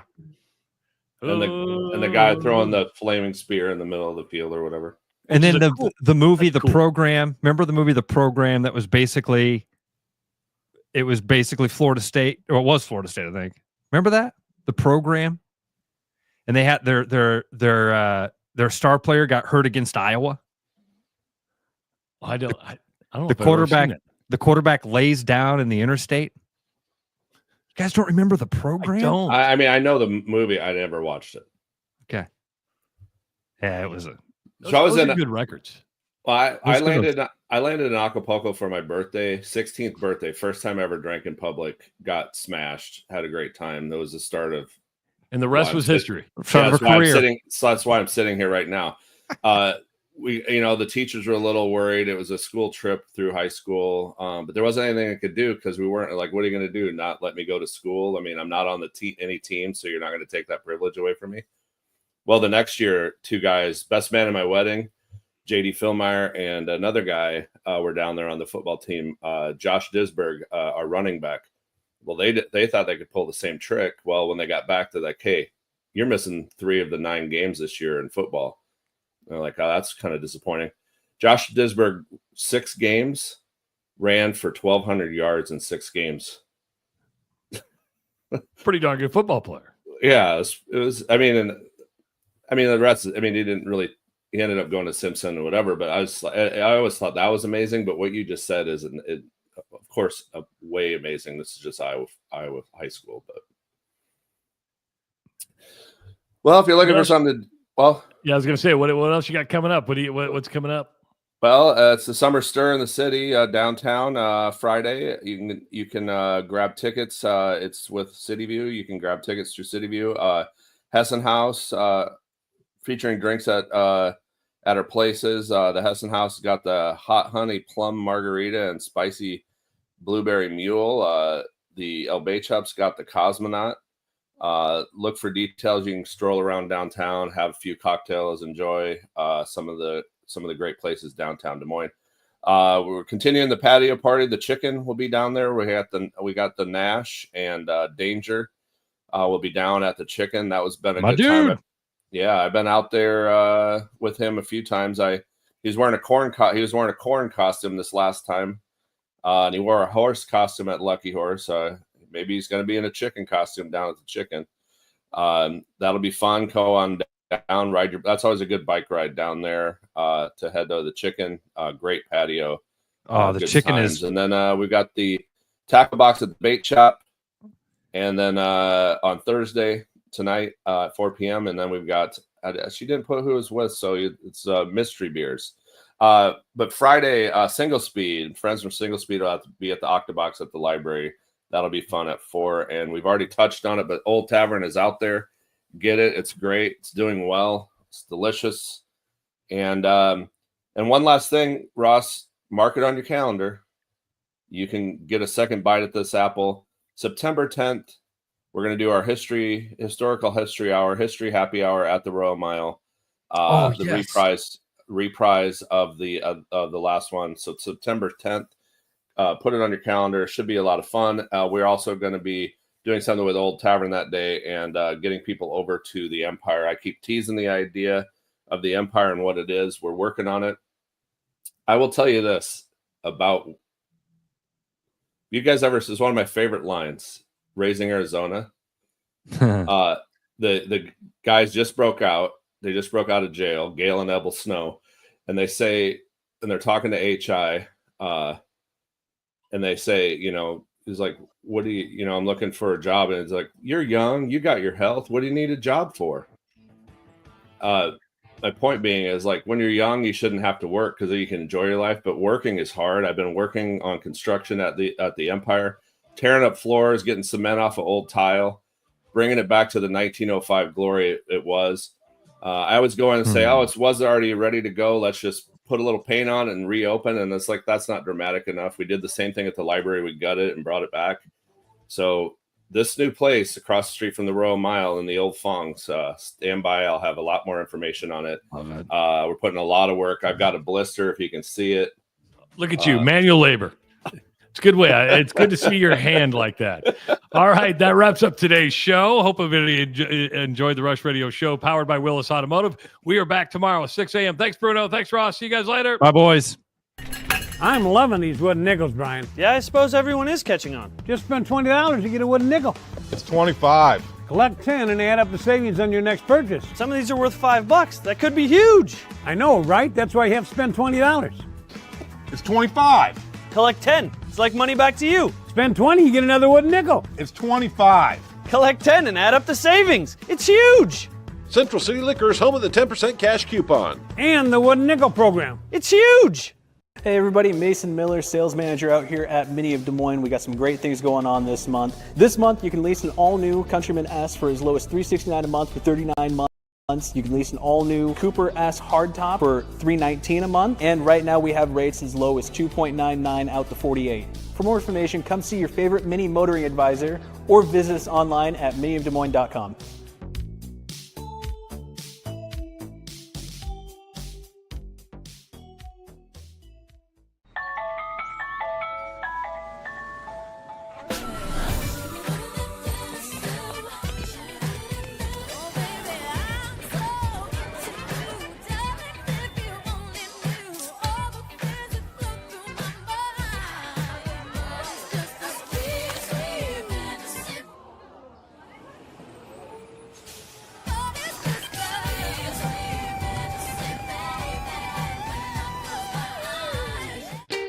Missing a quality home-cooked meal?